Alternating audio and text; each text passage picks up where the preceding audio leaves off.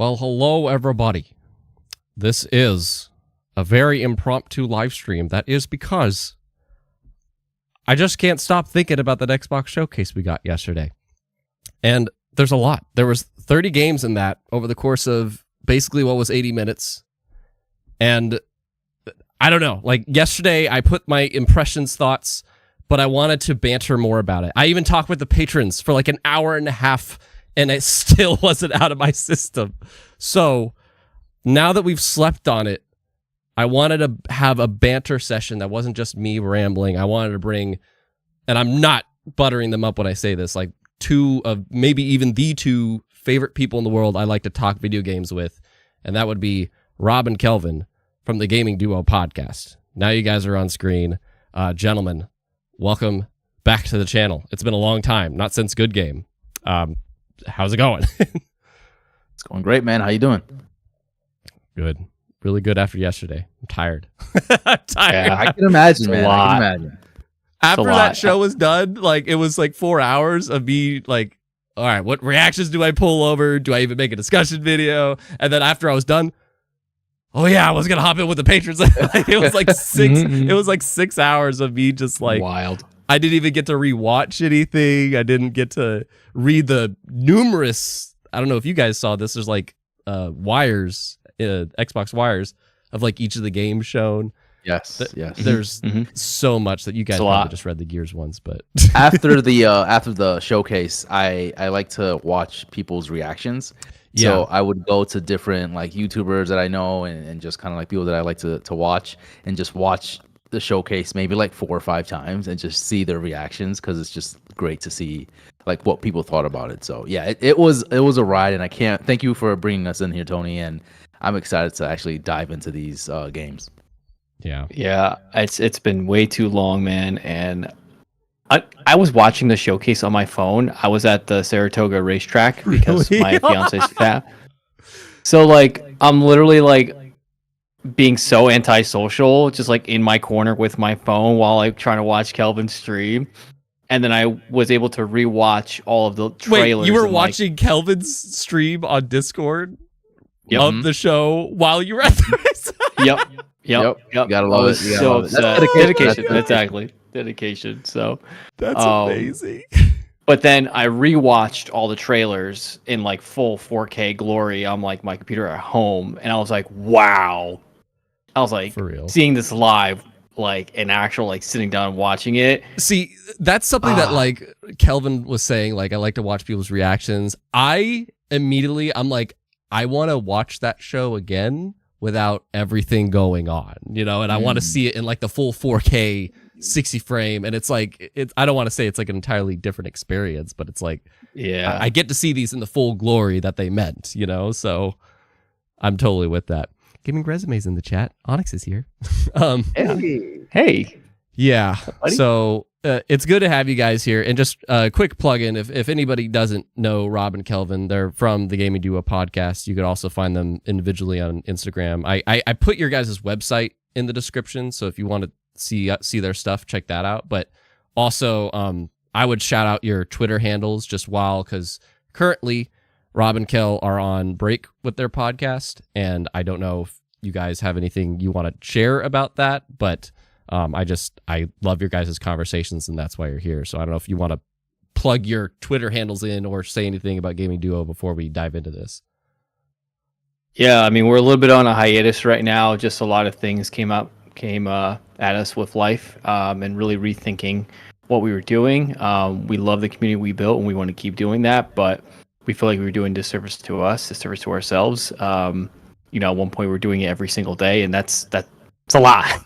Yeah. It is a lot, as you know, Tony, right? Yeah. So we're transitioning in a little bit of a new direction, and I think people are going to be really pleased with the direction we're going in. So we're still the Gaming Duo. That's not going away. Like, we're still going to be that, but it's going to be a little bit of a difference. So I don't know if you want to go into details, Kel, about just rip the Band-Aid off and just say what we're going to do. Let's hold off. Only because we're still in the talking phases. Like, we have everything pretty much set, but I want to make sure that like we have like meetings week to week, like every week. So we just want to make sure that we have the right stuff and when we're ready to announce things, we'll definitely you'll see us for sure. Okay. All right. Soon though, we'll be back very soon. Yes. So, but your motto is, oh my God, I've listened to so many episodes. Friendships built through gaming. That's what it is. Yeah. Friendships built through gaming. So, and that's what we are. We're buddies united through gaming that ask each other, come to PAX East. Why don't you come to PAX West? But I'm ready, man. Watch there be like a PAX Central, and that's the one. There we go. Right, PAX Central. I'm down with that. That would be like the best one. If you think about it, it's like in the middle, everywhere in like in Chicago. There should be one. Yep. Chicago. What about Texas?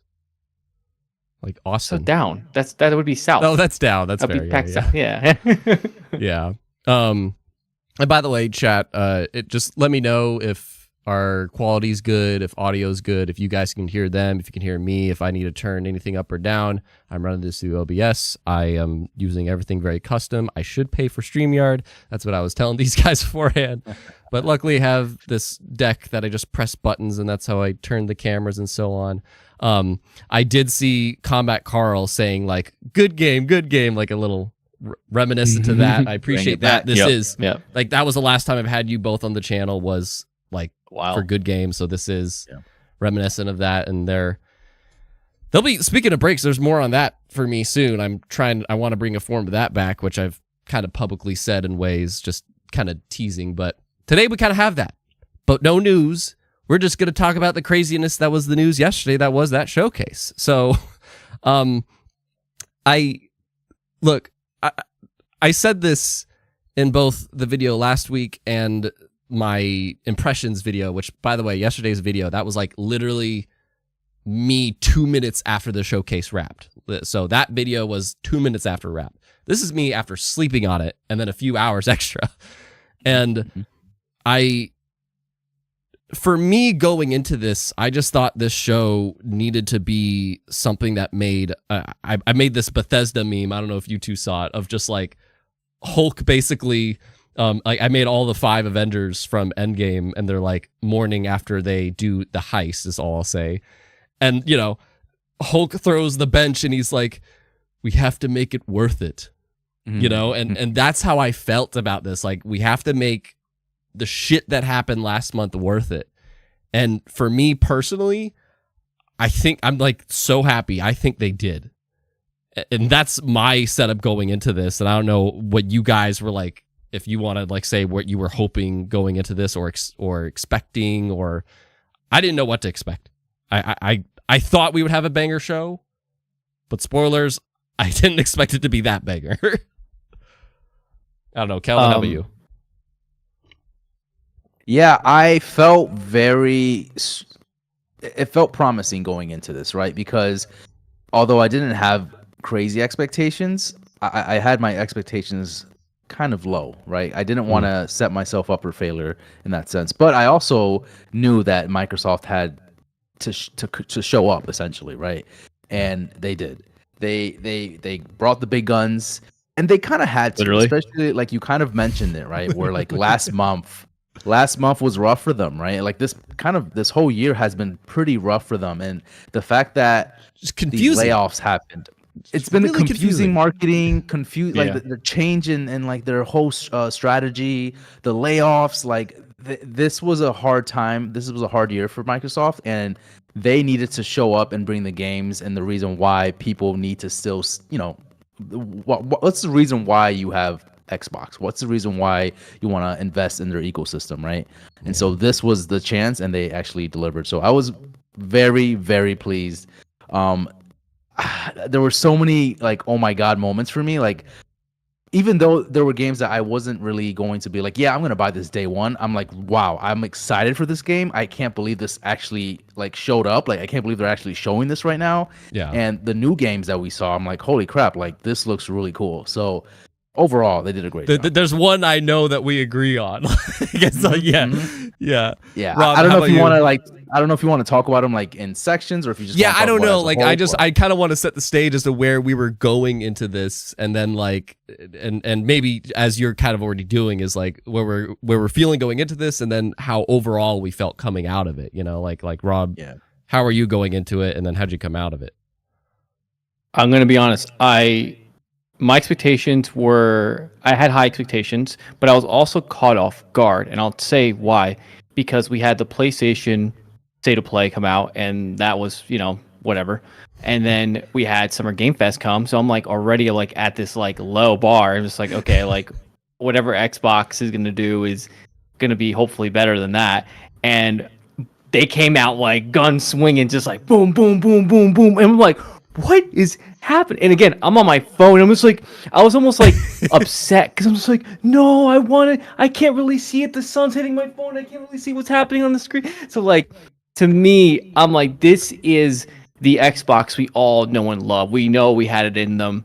They had it in them to show this stuff. This is what gamers want, right? Like Kelvin said, why are we here? Why is Xbox even here in the first place? And the reason why they're here is for the games they just showed, right? So, it's again all of the things that's happened this past year with Xbox and all the things that's going on. Still a sore spot, but at least we know that like they're trending in direction where like, well, at the end of the day, we build games for you guys that you enjoy, and we have games that we are definitely very pumped to play and enjoy. So there is stuff there.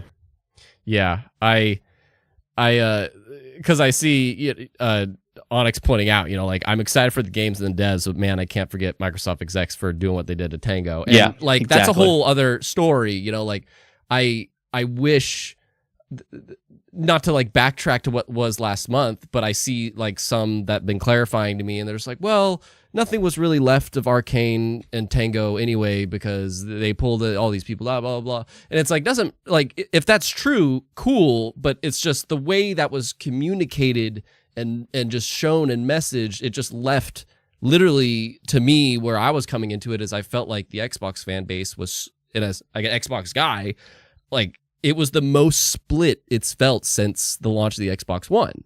And it's, and if those things that people are trying to clarify to me are true, cool, business-wise that makes sense, but you just really presented it terribly.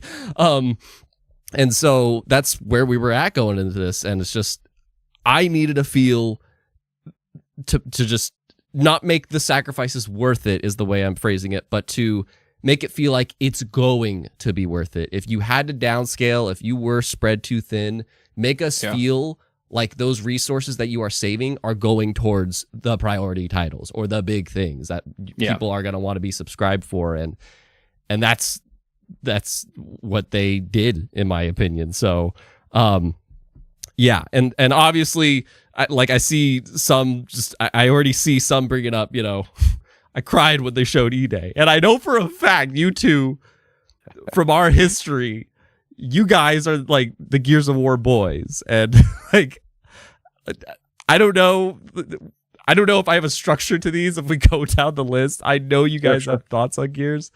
But I guess, God, I don't know. Like, if you want to get that out of your system, or just initial, like, when you saw that, because I know that's, hey, I'm going to predict that was your moment of the show. I don't know, but I have a list in front of me of all the games that I'm like games I was excited for or like want to talk about, right? And Gears of War is on top of my list with like star, underline, circle, just that game just means so much to so many people. That was my first like big Xbox game. Like even after Halo, right? My first Xbox system was an Xbox 360, right? Yeah. And I got Gears of War for Xbox 360, and from there, that experience back then, and this is what I felt like when I saw E Day. I'm like, oh my god! So it was just incredible. There's a whole like I'll dive into it more later, but yeah, I'm just curious on initial thoughts because it's you two. Well, so as far as my history of Gears, right, I'm actually piggybacking off of Rob because Rob kind of introduced me to Gears. I was always a PlayStation guy, right? And so Rob had the Xbox, I had the PlayStation. And from time to time when I would go to his house, he had Gears, I would play Gears. That's how I kind of got introduced to Gears. And let me tell you, man, I've never been so invested in the Gears of War franchise up until like Gears of War 3, where we put in hours and hours. Hundreds of hours into that game. And I immediately fell in love with the franchise. So, I've been a fan ever since. seeing E Day, I mean, that was the big let's get hype moment, right? That was a big like one last thing moment where we're like, this has to be one more, right? Yeah, this has to be here. And that was the first thing I was saying. I think I tweeted it like 20 minutes before the showcase started. I'm like, here it comes, E Day, or I said something about along Gear 6 or something like that. And I sure loved enough, how they had the red too. You know, I got a comment and like Kelly, you were saying you like to see reactions. I got this comment on my reaction that I poured in. He's like, "You're literally the only one I've seen that pointed out the red." Yep. Oh my God. Yep. You said Gears. You're Gears. As soon as I saw the red, I'm like, it's Gears. And then I saw the coalition symbol, and I'm like, yep, this is it. We're done. We're cool. Did they show coalition? I didn't see that. You're talking about the TV? On the TV. The TV, yeah. I recognize it because of the TV. Yeah, there was like a logo that looked like from the Gears verse or whatever. But that's what I meant. Yeah, the Gears. Yeah. Okay. But man, it was the perfect way to end the whole showcase, and I'm excited for the way they're kind of moving towards the Gears franchise. Right? I mean, we're going back 14 years since the first game. It's going to be interesting to see how that plays out. Right? Yeah. What first of all, how is that going to look like in terms of gameplay? Right? And also, what's happening with Gear 6, which we don't really know. Like, there's something that needs to be shown from that, right? But we'll see. Yeah, like I have more. I kind of want to sandwich this discussion with that because there's like stuff on Gears that I like. I did some research before this because I'm like, I went down a rabbit hole this morning. Seriously, guys, and I was like, I just feel like E Day has so much potential. So I went down a rabbit hole, and I'm gonna make that my nugget to stick around to the end of this stream. To which, by the way, shout out to I think there's over 25 people watching that, guys. Thank you very much. That's freaking cool. So I didn't know how many would show up because this is literally like a very impromptu discussion. I didn't know if people were over it. It seems like they're not. So that is cool. Drop your emotes if you're here in the chat. I see Dog Tag. I see Joel. I see Still Gaming Resume here. Carl. Guys, thank you very much. So, thank you. Appreciate you guys. Yeah. And, you know, the whole show started with COD, which I thought, like, I kind of like that. It's funny because there was an interview with Phil Spencer, and he said, like, there's an interview, FYI, with Phil Spencer and some of the guys that developed Black Ops, Doom, and Diablo. But yeah, IGN interviewed a bunch of them, and there's some neat nuggets in there. And Phil was talking about, like, how the team for Black Ops, like, is it going to be okay if we have, like, you know, George W. Bush and all these things? Like, is that, like, PR wise, are we cool to do that? And apparently Phil was like, I think you guys should open with that. I think we should open with that. Yeah, why not? Take the lid off. They did, which I think was cool because kind of like the Gears thing that I'm saying, it kind of sandwiched it all. You know, it just, let's just start off with Call of Duty, which makes sense, you know, even if I don't know if any of us are COD guys, but whether we're COD guys or not, we can recognize Call of Duty as a huge franchise. And so of course, what a better way to, like, business wise, kick off the show and end it, you know, like, okay, we're Call of Duty, but we're going to focus on a lot of other stuff. And if you want more on that, then come back to the end, you know? So that was a neat little structure. But I don't know if you guys have any thoughts on Black Ops 6. Like, I'm just stoked to play a campaign. Well, speaking of structure, and I'll get to Call of Duty in a minute, but I did love how this whole showcase was structured, right? Where for the most part, you had gameplay after gameplay after gameplay. Maybe it's not fully gameplay, maybe it was just like a CGI trailer, but then they would show, like, you know, either gameplay or they would show the developers talking about the game a little bit. Like, there was a lot, like, especially with the Call of Duty aspect to it, right? At the end, I liked how they introduced that, where you had the reveal initially in the beginning, and then at the end they would have the developers talk about it and show why they're excited to show this new Black Ops, right? And it's really cool because it's just everything we've wanted. Like, that's exactly how you want to show a showcase. You want the games in the forefront. You want the gameplay. You want to see the game, right? And it's just banger after banger. Like, here's another gameplay. Boom. All right, here's the next one. Boom. Here's the next one. Boom. Maybe like a 30-second break when you saw Phil Spencer, when you saw Matt see, Booty. that's what I wanted to say is, like, I put it in my video before the showcase. I'm like, I don't want to see leadership on stage. Not after last month. Usually I'm down for it. But last month, I'm like, I don't want them talking much About at all whatever. during this show. Yeah. You know, their words don't mean a lot right now. You could say that for the interviews after the show. Just focus on the games here. And they were there, but I kind of took my words back because I'm like, I need a break. I need a break. You know. Yep. So And it was just the perfect way to continue the showcase. That's how every showcase should be. Honestly, they should just, if you have games to show, trailer. here it is, trailer, gameplay. You know, like a little bit of the developers talking about it. I don't want a full blown 30-minute like showcase of it. Like, just give me this trailer. Give me the, and this is the only thing that I will say about the showcase in general. Like, and I get why they do this now, but as far as the release dates for most of the games, we had 2025 for the most part, right? But there weren't a lot of games that had a release date, which I get it. Yeah, and that's a whole other topic that I was going to ask you guys later. Yeah. Promise what you can't deliver, basically, and Yeah. get everyone disappointed. So that makes sense. I think too, the biggest thing here is no matter what type of gamer you are, RTS, MOBA, there was something here for you. There was something here for you in this show. There's just, unless you're a platformer person, where's the platformers? Where's Banjo?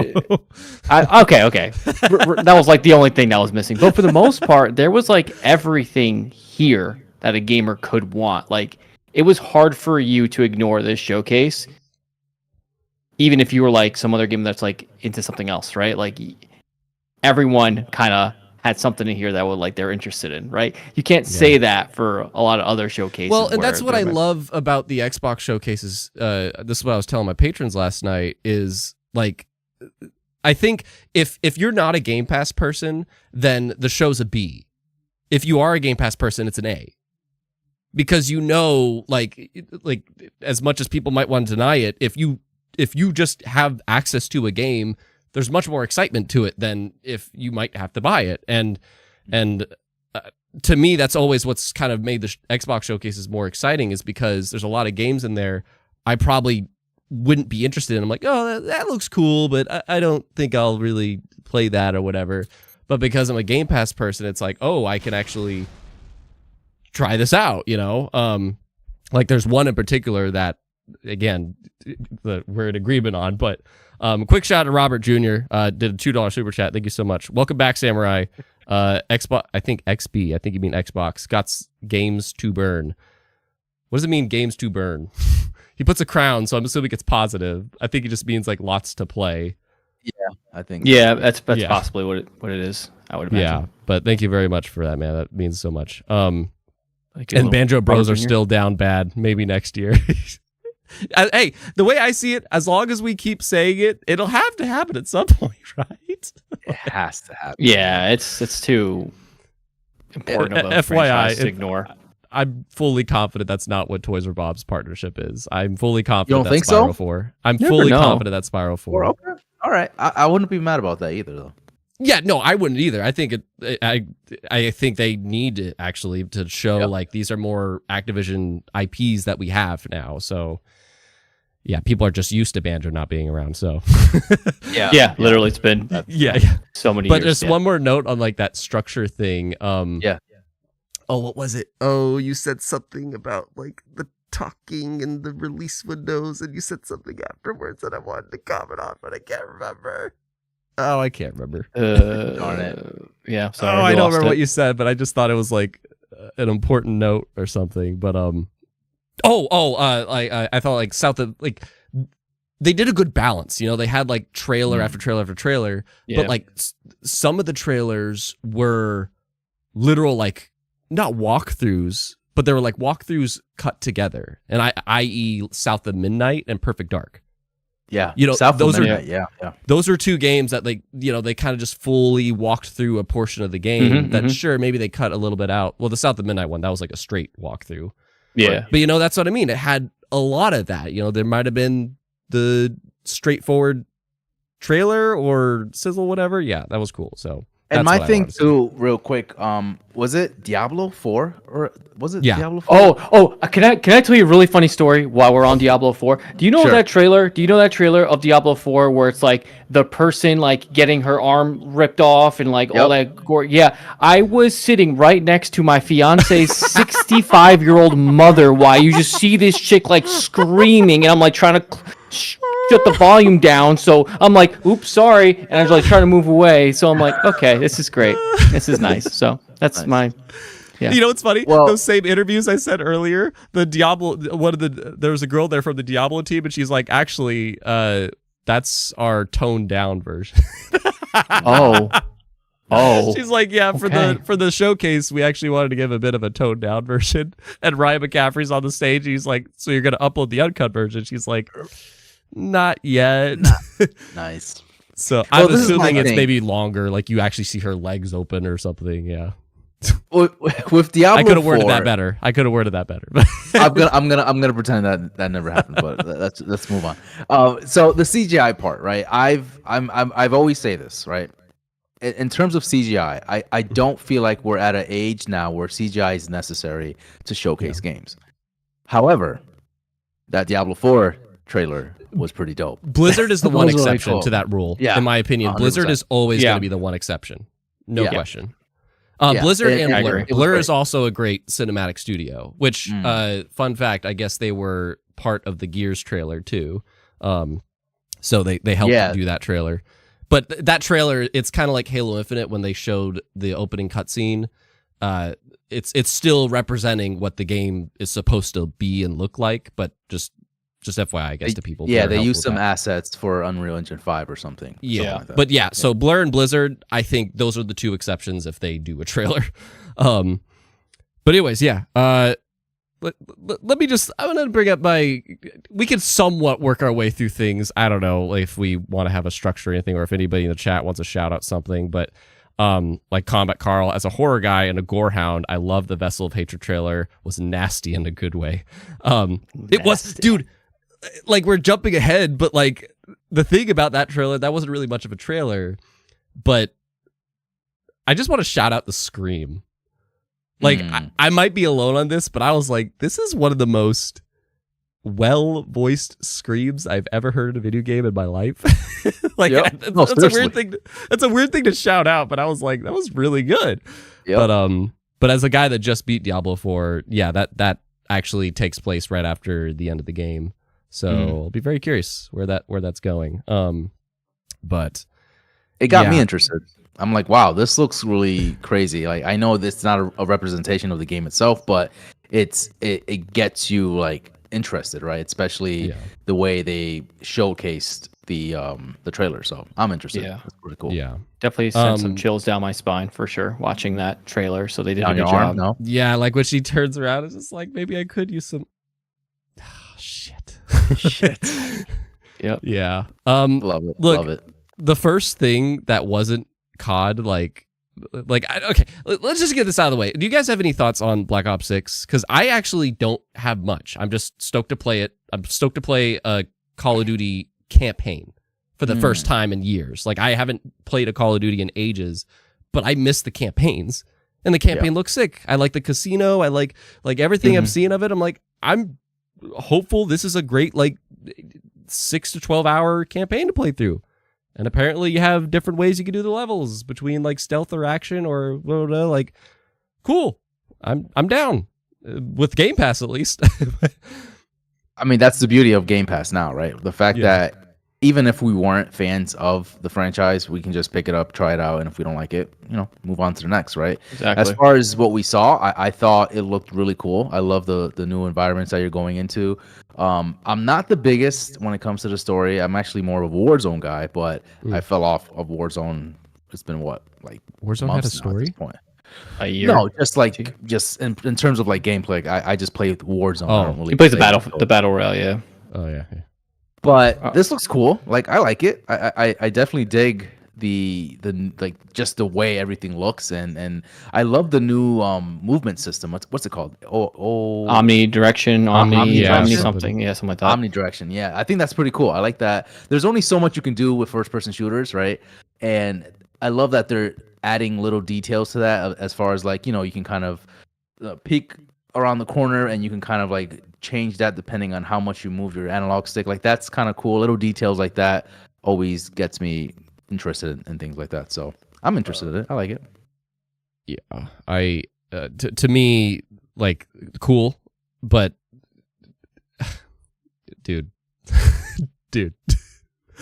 I was very stoked for what happened after that. What happened after that? Oh, talking about the big man. Just a man that hell literally wrote a Bible on because of how much he killed their people.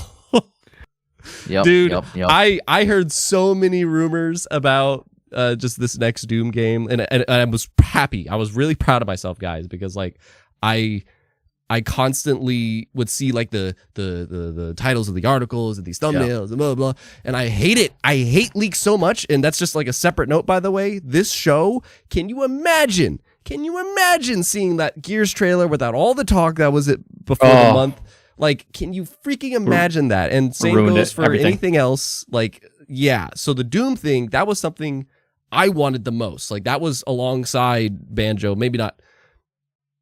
It was a different kind. Like sure. Doom, I kind of thought that was really realistic. Banjo's like a far off hope, But Doom, I could picture like, yeah, it's time. Their last game was in 2020. We have no idea what they've been working on for like the past 3 or 4 years. It's time to find out. And that's actually the only Bethesda team that we don't know what's going on. And again, make that sacrifice worth it, that of the brothers you just lost. Here's Doom, the Dark Ages. And that shit, man, I'm going to say, that was a reveal trailer. Keep that in mind. That was a reveal trailer. And they show cutscenes. They show tons of gameplay, including a skull getting crushed that's shooting out a bunch of little bits of the skulls that were crushed. Just shattered pieces of it. I love it, dude. There's so much metal about that trailer, and they had a release window. That was a reveal trailer. Mm-hmm. Here's the game, here's gameplay, here's a release window. That was a Nintendo-ass trailer. So 100%. I don't know. Like, I don't know if you guys' thoughts on Dark Can we Ages just talk about Doom Guy's like outfit? The fur, the drip that he has on, dude. It is fucking crazy, dude. Like, he just looks badass. That freaking cape and the like spiked side, like the spiked shoulders, dude. It's so this good. Is second on my list, by the way. Gears number 1. This is the second game on my list that I'm most hyped for. I'm gonna say something very bold right now. Go for it. But I think that game is going to get a perfect score on one of the outlets, because at least one of the outlets. One of the outlets. Everyone's gonna get yeah. It's gonna get a perfect score, just like one of the major ones. Okay, there you go. I was like, which one? Yeah, there's a million. Yeah, there's a million. If there's like big, there's like I feel like even Golem got a perfect score somewhere. Yeah, right, exactly.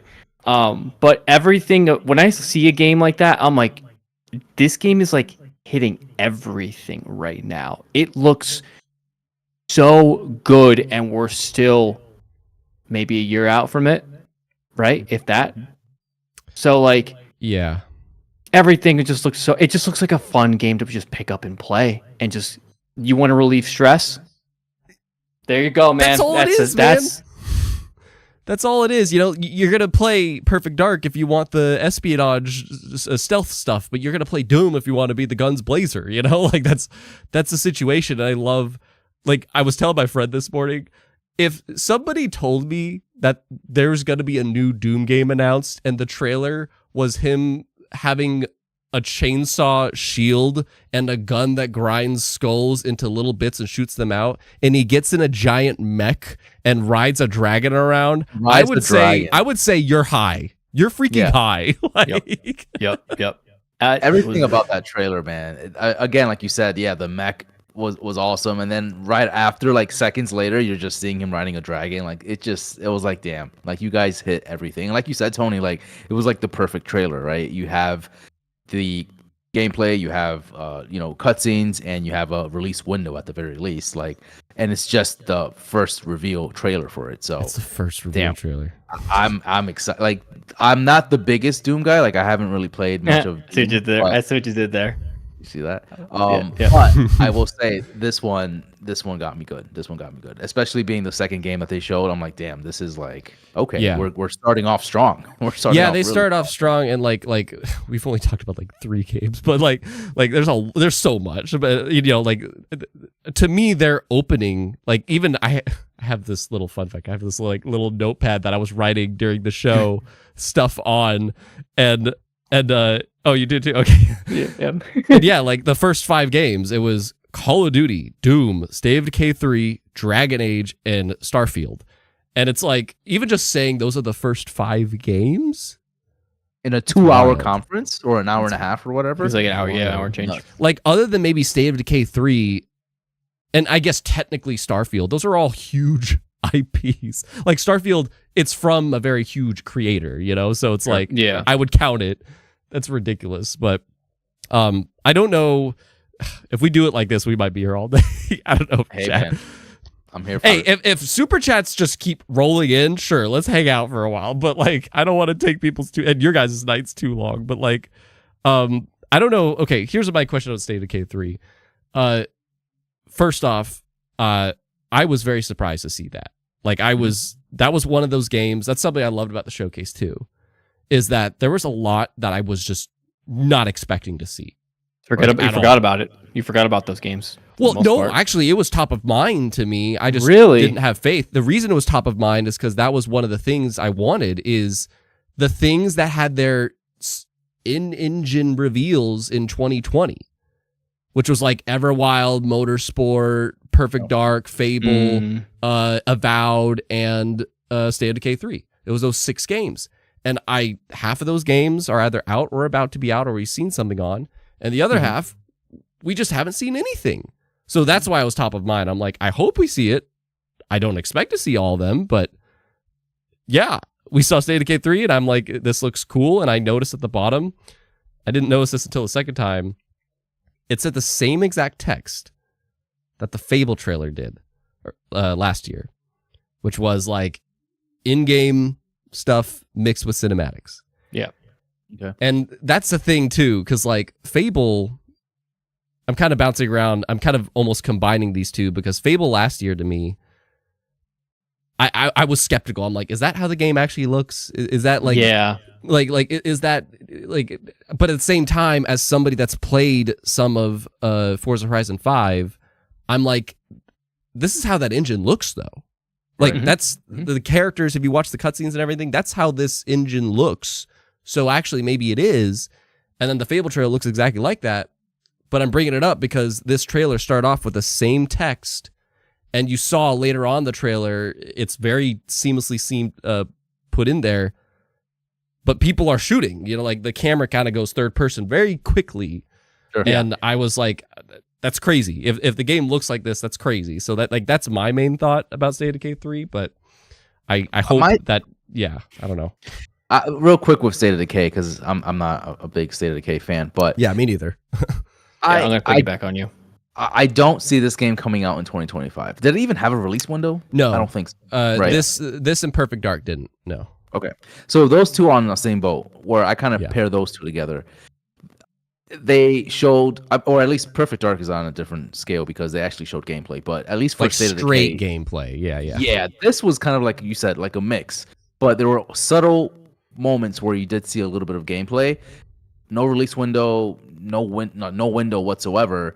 So I almost feel like this game was just shown in there because they had something to show, but it's still not really ready in the slightest. I don't think it's ready at all at this point. And that kind of worries me because wasn't State of Decay having trouble in the beginning as it is? Like, didn't they have like some? Are you talking about this game or like previous games? This game in particular. There was a lot of rumors and whatnot, yeah. Of just like whatever the team and blah blah blah. I don't know. Yeah, I don't know. I just feel like it was great that it was here, but I almost feel like if we waited this long, to see anything. I wish there was a little bit more, and if there wasn't more to show, maybe waiting a little bit longer for you have a solid gameplay reveal would have been better. In my opinion. It's almost like they wanted to express the tone of it instead of like I think you'd be feeling differently if they did it like the Perfect Dark style, you know? Right. Oh, 100%. Yeah. 100%. Yeah. Or hell, even maybe the Fable style too. Whereas this one, yeah, totally. This one had the least amount of gameplay, and that kind of worries me a little bit. So it didn't make me excited like the other games did. I'm gonna be honest with you, just because like I was hyped that it was there. I was like, oh, that's cool because I know that name, but that was there substance behind it? Yeah, that's exactly how I felt. I'm like, I was so happy it was there, but as a game alone, I don't know. Dragon Age, I actually don't have much to say on. I'm kind of surprised that we saw it here. But because I heard like we're getting a deep dive with IGN sometime this week, but like, right. I guess EA decided to drop like a first legit trailer of the characters here, so that's pretty cool. That's a good partner get. Like that's the other thing. I'm glad that there was partners here. So yeah, I didn't want to just be a first party thing, which we didn't mention, by the way. Holy shit. Yep. I like in my video before this, I did research to check like how many first party games did each showcase have. And it was averagely around 12 if you include like the second party things where it's like the publishing team reaches out to a team to make something for Xbox Game Studios. Sure. It's usually around 12. But freaking I was hopeful that it would go to 14. It was 17 out of 30. 17 out of 30. That's insane. Some PlayStation numbers right there. That's more first party numbers than probably PlayStation and Nintendo combined will show this year. Yeah. You make a good point though, as far as the showcase goes. Like there were a lot of great third party titles, like Assassin's Creed was there, and I completely forgot about that game, by the way. Yeah. But it was there. Onyx, Snake Eater for you two. Yeah. Yeah. Snake Eater. Like there were little moments of like, oh shit, like this isn't just like Xbox. This isn't just Bethesda. This is like third party titles that we're also looking forward to. So yeah, like you said, Metal Gear Solid. Oh my god, I popped off when I saw Metal Gear Solid. Like I did not expect that. I didn't expect Assassin's Creed either. But long and behold, they were there. To be fair, I was gonna say with the first party title thing, man, they better have a ton of first party titles. Like with all the acquisitions you guys did these past, year and a half, like you better show us what you got, right? As far as not that it's to be expected, but like I'm not surprised because they went crazy.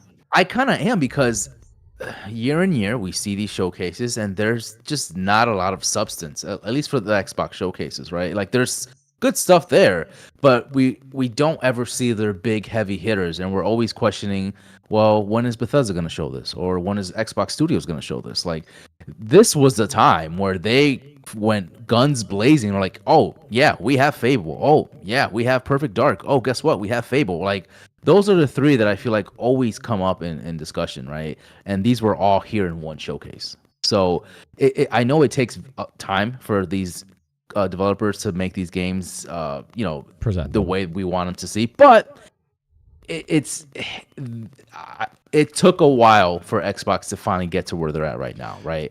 I think especially on the AAA front, I think that's the thing that people have been craving. Like they show plenty of creative projects, but I think it's that AAA front that this was the show that people are like, oh yeah, we're banging now. Yeah, exactly. We got Blizzard, we got Bethesda, we got freaking Xbox. In fact, that was kind of my slight con with the show. If anything, I was like, I kind of wanted just like one or two more neat little like artistic nuggets, but we did like okay.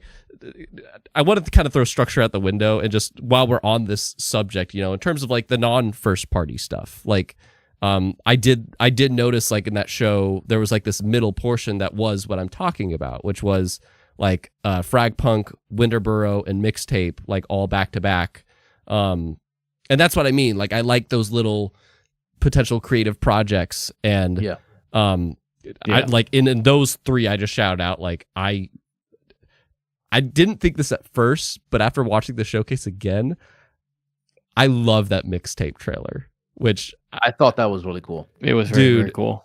like it's just like the art style and the writing and just the tone. The music, it just seems like the tone. It was perfect. It was a good way to kind of make kind of just relax a little bit. I'm like, okay, this is nice. yeah. I like watching this. This is nice. This is relaxing. I like this. Yeah. But yeah, And you're so right. it's funny because Combat Carl here, he says Mixtape gave me some Artful Escape vibes. This is the funny thing. I looked into it and it's literally the same developers as That's so the Artful funny. Wow. Escape. That's so funny. There you go. It's like There you go. literally them, and I'm like, that makes so much sense. Mhm. It feels exactly like that game, but it's like I think this looks way better than the Artful Escape to me personally. Like I just think, just with the 3D stuff, and you get to skate around. It seems like the Artful Escape was their test run of a game with this kind of feel, and then this one they get to be full blown 3D going around the world instead of it being a side scroller journey. So yeah, I'm stoked for Mixtape. Winterboro was like one of those things that like I just thought had a nice calm vibe. It was one of those things that I'm glad was in here. It's definitely not going to be the thing that stands out to a lot of people, but in terms of like the partnered stuff, this is another one that it's because it's you two. You know? Because it's you two, I can assume what was the highlight of the You already partnered know my stuff. answer. Yep, easy. So MGS. well, that MGS was like, again, Metal Gear Solid, yeah. Metal Gear Solid. Yeah. In case That the was- chat I'm didn't like, this is know, it's great. Metal Gear Solid. Well, Rob and Kelvin are Metal Gear Solid. This is the thing, like, and Rob and I talked a little bit about this, but it's like Rob was like, "Hey, what did you think about Metal Gear Solid? Were you like disappointed?" I'm like, "No, this was exactly what I wanted from Konami. I didn't want them to alter anything. I just wanted them to make Metal Gear Solid 3 prettier. That's it. Yeah. That's all I wanted them to do."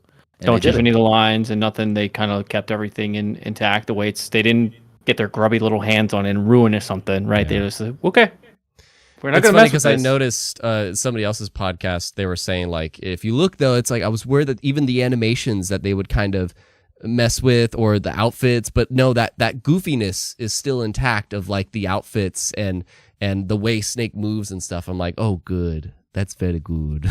If anything, I think they improved a lot of the animations. It feels like there's weight to the when combat Snake- especially. Yeah, the combat, right? When he's doing his CQC moves, like it looks like there's weight behind it, right? So yeah, I think they've done a great job when it comes to the animation and the art style, and just like making this game feel like Metal Gear Solid 3, just prettier. So The one thing that I was nervous about going into this game was they didn't change any of the voice lines, which is a good thing, right? We want them to keep the voice lines, but making sure the lip syncing was there, right? And during the trailer, I didn't see any lips moving because they're doing like the whole like monologue thing or whatever. At first, yeah. And then finally at the end, they show. I'm like, okay, all right, I'm okay. It's okay. They did a good job with that because a lot of times when they say, "Whoa, we're gonna use the old lines," they don't. It just looks weird, right? A good example was Crisis Core Reunion for Final Fantasy. That was awful. Like they kept the same lines, but they didn't do that. So I'm happy. I'm very, very satisfied with the product that they're coming out with. Yeah. and starting off with the the Halo jump, that was fantastic. That's such an iconic Totally. Right. part, right? So yeah, they did a great job with that trailer. I was kind of nervous, having Konami take the forefront of this and not having Kojima behind this, but they seem to be, doing If it's the right literally thing. just the visuals stepping up, then fine. Then Yeah. they're good. Then You know? they're Yeah. good. Now, the whole what is it that they announced today? The what was it like The deluxe, the collector's edition. Deluxe- Oh, Yeah. Not about it. It looks bad. It looks bad, but that's a different conversation. yeah. Yeah. What I do you- loved it. I thought- Tony- Well, yeah. What do you free Tony? What? I don't know. So like I don't know if I'm going to play this game because Metal Gear Solid is one of those franchises that I'm like Rob. I don't know. It's like I hold every one I've played because I've even played like the Metal Gear games on those old Nintendo systems, and like Sure.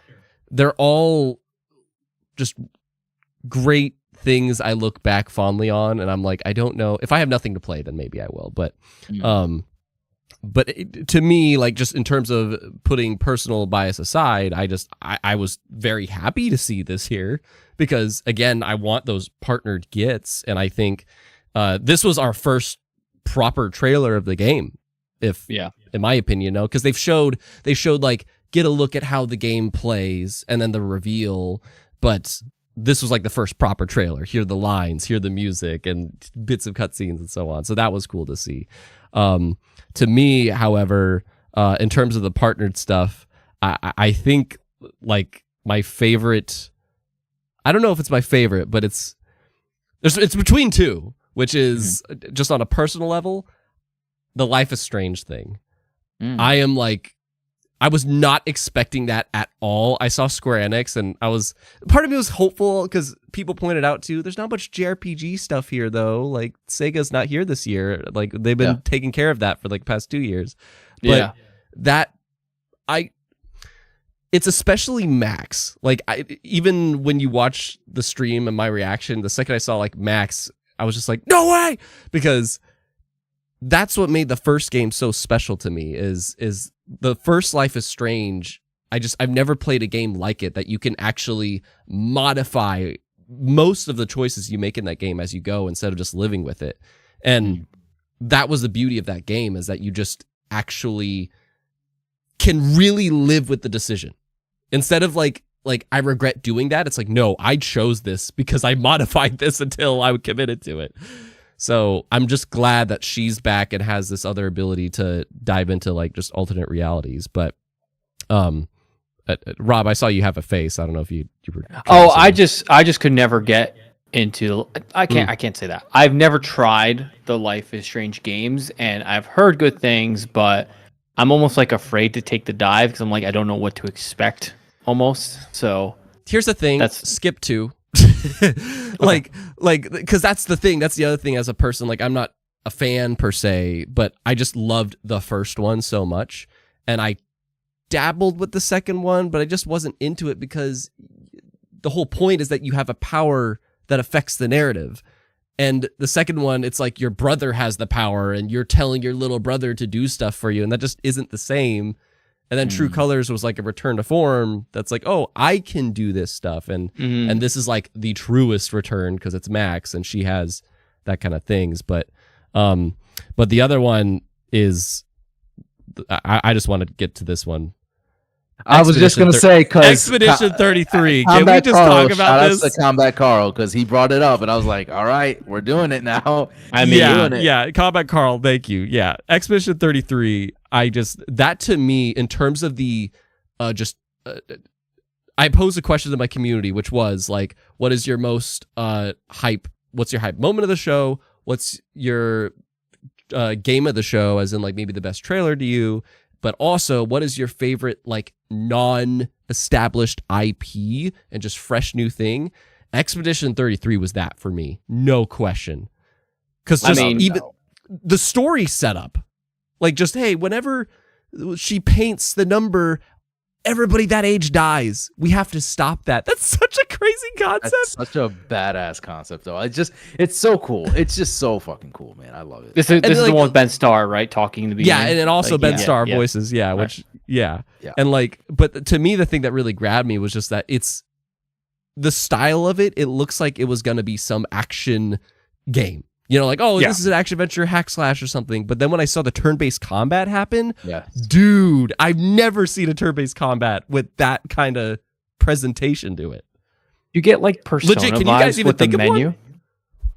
What's that? Can you think of a turn-based combat game that has like that level of graphics and like presentation to it?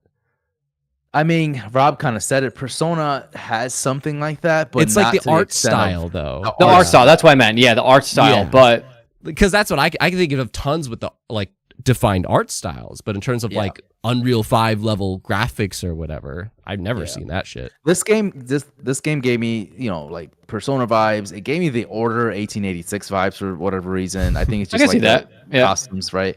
And then obviously Lost Odyssey. A lot of people, Onyx said the same thing in our Discord. He said Lost Odyssey. I'm like, this looks, you're right, nailed it. So a lot of inspirations in this game. Again, we talked about this. This is my most hype moment besides Gears. This was one of those overall, yeah. This was so it was Gears and then it was Expedition. Like it was like before Doom. You put Exposition before Doom? I would, yeah. I mean, Doom. Don't get me wrong. Damn. Amazing trailer. Like, I love it. That's cool. Like, I get it. Like, but I love everything about what they showed. The way they presented that trailer was just perfect. Knowing that Ben Starr was on it, I'm like, oh, that just gratifies everything. And so like the it's gonna be a presentation. Like, people are gonna give it their all there. Like, it's just everything about it was fantastic. Like, everything from the gameplay style, from the art style, it just looked really cool. The music was really dope, and I'm like, yeah, this is exactly what I want. This is my vibe. Yeah. This is my vibe. So yeah, I love Jacob. It wasn't Jacob. No, it's Paragon. He's like, sacrilege. Get him and tie him up for the Doomslayer. Like, no, but I get it, man. I think just the story setup, the presentation of it, and just again it being a turn-based. I've realized through Final Fantasy X and Persona, like, I think I'm a turn-based combat guy. Pokemon sucks. It just sucks. I'm sorry. Wait, but Pokemon's turn-based though. It is. So why are you saying? But that's the thing. Like, I played. It's like, okay, so I'm a turn-based guy, but I need games with good turn-based. Okay. Well, I guess Pokemon's more like baby's first RPG. That's what it is. Like, I went from Final Fantasy X to playing like Pokemon Sword and Shield, and I'm like, this is baby. Yeah. Oh, and that's another thing. Like, it's another one of those things, like the scream I said earlier. But if you look at she had a good scream. She had a good scream. She had a great scream. But there's a moment in this Expedition 33 that if you look at the side for the UI. Yeah, it has something that Final Fantasy X had that I wish Persona 3 Reload had, and that every turn-based game has. You see the order. You can see who's gonna go next, and I love that shit. I miss that so much about. Why don't games do that? I don't know. But funny. Sorry, go on. Well, Arceus did, I think, right? No, because that was like action. No. Pokemon Arceus. No, it didn't. Oh, I thought it had the side. Coliseum did the Coliseum. No, because that was I don't way know. back. Oh, I don't know. No, I could have swore Pokemon Legends had it, but if I'm wrong, it'd be cool. I'm not confident. But anyways, I just love I was just gonna say the camera angles, right, as you're playing. That looked really cool. How it just kind of like moved dynamically. Like, that was pretty cool. Yeah, man, this was it, man. I get what you guys are saying. Like, Doom was awesome, and don't get me wrong, it is like really cool. But and I'm gonna hate myself because I love RPGs, right? But at the same time, I hate them because of how long and how much investment you have to take. So this is gonna be one of those where I'm just like, I don't know, but you could assume it's probably like over 50 hours. Yeah, I would assume. So, at least 25, at the minimum 25. Yeah, right. Yeah. So. Which do doesn't know anything after Persona? I don't want no more long. I know. That's what I'm saying. What were you gonna say, Kelvin? Do we know anything about the developers? Like, who's making this? I didn't recognize their names whatsoever. I don't know if you guys know anything. Yeah, was there any other like partnered stuff? So like I'm just gonna speed run reading what they were. So we already kind of brought Dragon Age. We didn't really have anything. Although I am looking forward to hearing, because they were introducing the characters for that, and that's what BioWare is about. Like, the best BioWare games, you have to have good characters. So that's what that's about. That's why that trailer was. But so yeah, there's Expedition 33, Dragon Age, Snake Eater, Flintlock, Fragpunk, Mixtape, Winterboro. What'd you think about Fragpunk? I'm kind of more curious about that from Rob's end. I don't know why. I have a feeling Rob would identify with the most, or maybe Onyx if he's here, because like that was a hero shooter. Yeah, you use cards to change the rules. Like, I couldn't quite get it, but yeah, I know the cards give you some type of like, some type of. Which I respect it for, like, trying a, maybe a neat concept. I just couldn't quite understand it. Mm-hmm. I don't know, Rob. I can see this game being like one of those where like you kind of forget about it and then it comes out and then you try and you're like, oh, it's actually pretty cool. It's actually a pretty fun game. Like, I could see this one being like a sneaky one like that, where it kind of got lost in the sauce of all these other huge titles, and then when it actually releases, It just reminded me of like the finals, and like I know we all played it, so it's just like maybe I don't know if that kind of grabbed your attention. Finals. I think You do it every time. Every single time we have Every to. single We have time. to do it. It's like when we hear Matt Booty, I have to say Matt The socialites. Booty. Like that's just me, man. That's just me. But I don't know. We'll see. Jacob said something interesting about like just again while we're on the partnered stuff. The Expedition 33. They're like, I saw a lot of real time. No, that one. Where is it? Oh yeah. Jacob's like, I wonder if the number has anything to do with Expedition 33, which it does. That's the plot, FYI. But he says at the beginning it counts down from 34. Wonder if each time you fail it counts down.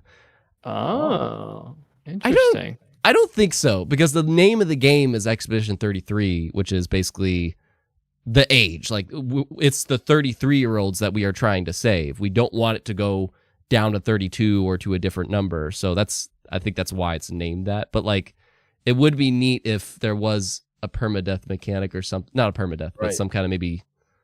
Yeah, I don't know. It's interesting. Like the Sekiro thing. I don't know, but Rob's face right now. What?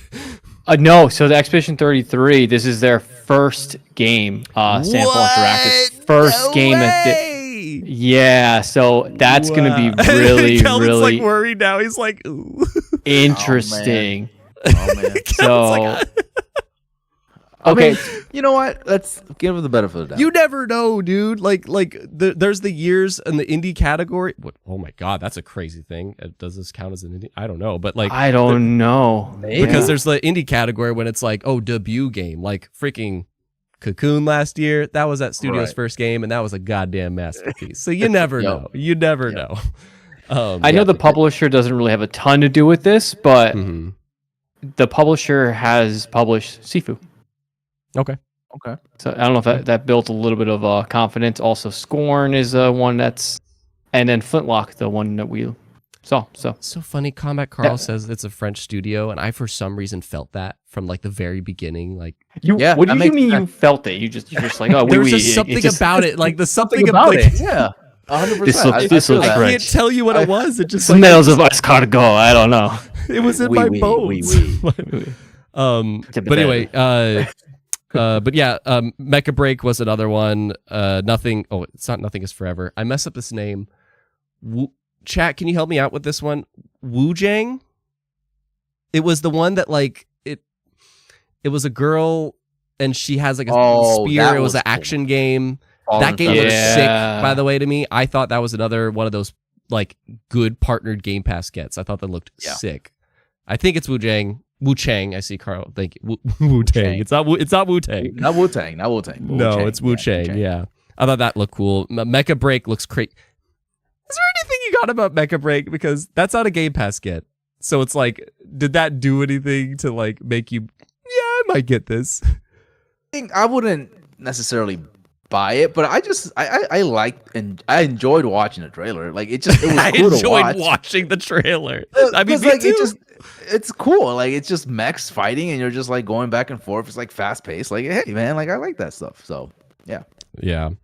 What, Rob? Stalker 2 looked pretty dope.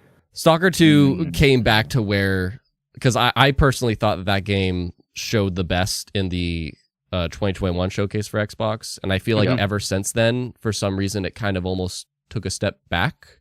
But this was the one that finally brought me back there for some reason. Okay. Like, This feels like how you showed it originally, and it's ready to go. Well, not ready to go, but it's about to be there, so that's cool. Yeah.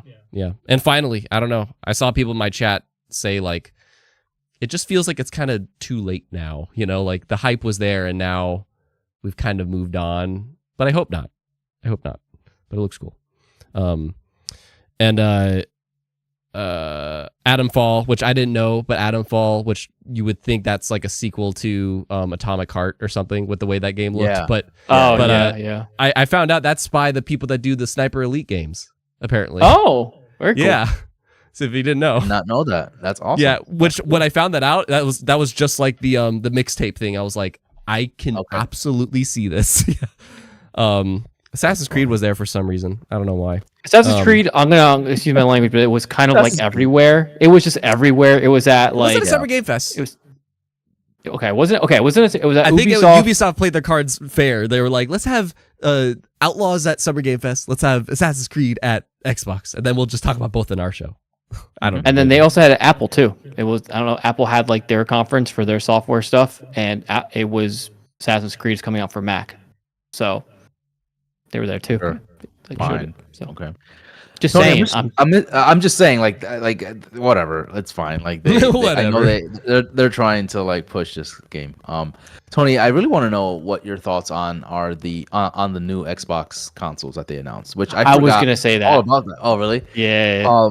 So what are your thoughts on that? Like they announced what was it, 3 of them or something? And yeah, so it's funny. This wasn't my immediate thought, but I just think I thought of this like towards the end of the night. I was like, wow. Why? There's got to be 5 different Xbox Series models you could buy. yeah. There's 5 different models. I think maybe actually 6, because there's like the OG versions of the Series X and S. Then there's the S has like a black version and a white version of the 1 terabyte, and now there's an all digital version of the X, and now there's a 2 terabyte version of the X that has the Star stuff. So it's 6 different models that you could buy. I'm very curious about the chat too. So that was something I thought of. That's just like, I mean, those are options, which is cool, but okay. It seemed like you were wanting to fish this out of me, Kel. Mm-hmm. I think the price is extremely fair. Oh, you think so? Okay. I think so. Why is that? The reason I say that is because, so which one were you thinking that like maybe to be skeptic of? Well, I'm looking at Xbox Y right now. They don't really showcase what the prices are. They're just saying, so this holiday, our 1 terabyte series is in Robot White, an all digital Xbox Series X, and a 2 terabyte Xbox Series X special edition in Galaxy Black. Well, because I think what I've seen some people get controversial with is the all digital Series X that's white, which I do kind of wish I had that, by the way, because I love white consoles. But it's $50 less than the base model of the Series X, and some might want it to be like 100 less. I don't know. I'm kind of like 50 or 100. It could be 75 less. I don't know, but I just, minimum to me is 50. Ideal is 100, but I don't know. I think it's more weird that it's like the same size. And then I was talking with people last night, and they said it's just hard to restructure how they built that system, because they phrase it in a perfect way that like the way the PlayStation, how they built it, it's easier to shrink, I guess, but the Xbox, the way they built their systems, it's not. I don't know. But I don't feel anything for these systems. I wish I had a 2 terabyte console. I will say that. Right. I think the controversial thing was also the 2 terabyte one. It's like, how come that's 550 or something like that? Or I can't remember. 600, right? Is it 600? Yeah. Yeah, that's what it was. So if the 2 terabyte is 600, here's the thing. These consoles aren't going down in price, sadly. Like all these systems for, I don't know. Yeah.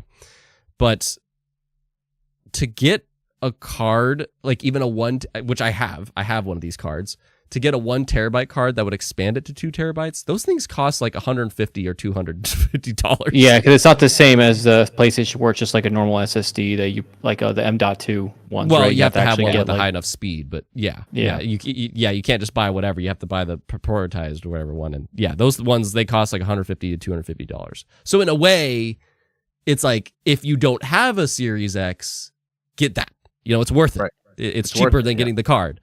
But if you already have one, I don't know what you want to do, because you're kind of screwed. So, okay, I don't know. Let me ask you this question, Tony. Who is the Series S for then? That 1 terabyte disc. Obviously, it's already all digital before. It was never not digital. But $300 People that just don't bother with 4K. People that just have no bothering with 4K, and they're just fine with the 1080p or the lower end TVs or whatever, and they don't care about physical copies either.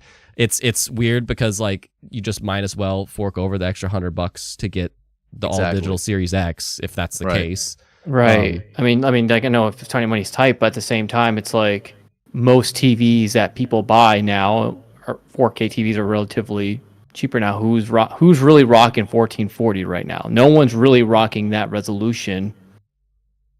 Yeah. Like you can't get a 1440 TV. You can't get a 1440. You get a 1440 monitor, but like it's just like a weird. it's kind of too expensive to just like buy it and just have it for like an extra room. Yeah. So that's why it's kind of weird to me to be like, I don't know. It's a weird price point. Yeah. It's funny because this...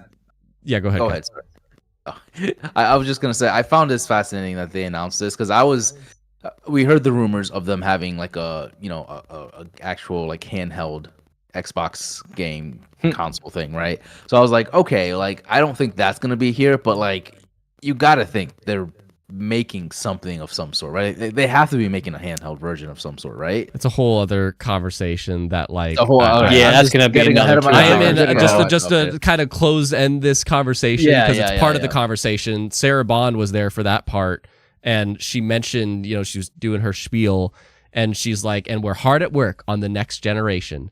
Yes. I am in full belief that those 2026 rumors are a thing. I am in full confidence that they're going to do that, and maybe the handheld is part of that generation. Who knows? Maybe they'll have that lower scale one that's the handheld, and then the bigger beefy boy that's like $700 or something. But well, even knows? Phil Spencer during IGN Live, he didn't deny it. You know, so yeah. I mean, he's just like, we should have one. You know, like we should. I'm not going to confirm it tonight. There was a funny moment, like total sidetrack, by the way. It's like literally, I just think it's just a funny moment that I actually laughed out loud too. Ryan's like trying to fish things out, and he's like, you know, because he asked him about Fallout 5 and just like, would you let other people work on it? Would Todd let people? And blah blah blah. And it led to Ryan just going like, okay, one more thing about while we're on the topic of Todd. Have you seen Elder Scrolls 6? Like, is there anything? No. And just Phil's answer is just like, no comment, man. I can't say no anything. comment. It's just like that was the only question he laughed. And he's like, I don't want to comment off of that. Good. That's good. That was good. That was just I thought that was so funny because every question he was like he had a good answer for, but that one he's like, I just don't even want to say a single thing. Yep. Not touching that with a 6-foot pole, basically, is what he said. Yep. Anyways, I could see them back on the consoles, but I feel like they're figuring out a way to fit the Series S into a handheld. I feel like that's basically what they're trying to do. Like that's the performance they're aiming for, is to have that if they were to come up, and then you can basically virtually play everything that's on Game Pass onto your handheld, essentially. Yeah. Or it's a cloud version. Shout out to the over 30 people in the chat. Thank you guys very much. And you guys popped off for this tech part. Oh my goodness. Like there's actually, this is the part that people messaged in about, I guess. It's been so long since we had like fresh tech for anyone for the most part, you know? Yeah. Like people are pointing out how expensive the expansion cards are. And look, here's a tip to everybody out there that wants those cards. And it's what I did. Go on eBay. Steal them. Oh. Don't steal them. Go on eBay. Just buy them used. It's fine. There's not going to be anything wrong with them. Just buy it used. And I got mine for like, I think it was like $60 or maybe $100. I don't know. It was way less than brand new. So yeah, anyways.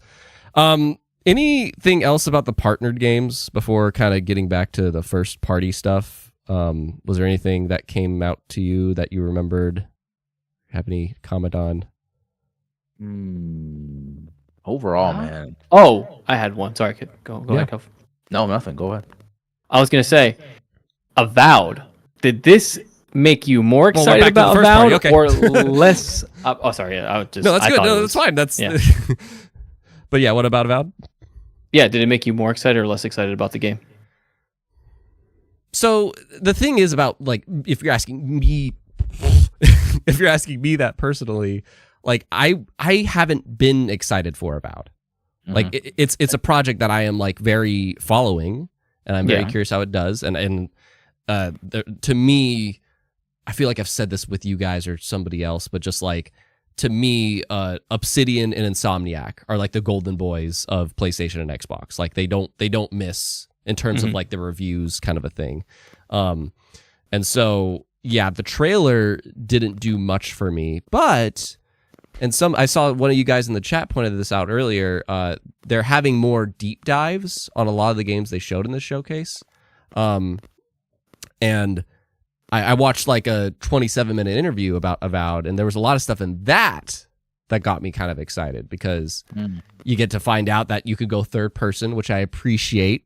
I really like the choice of first or third person.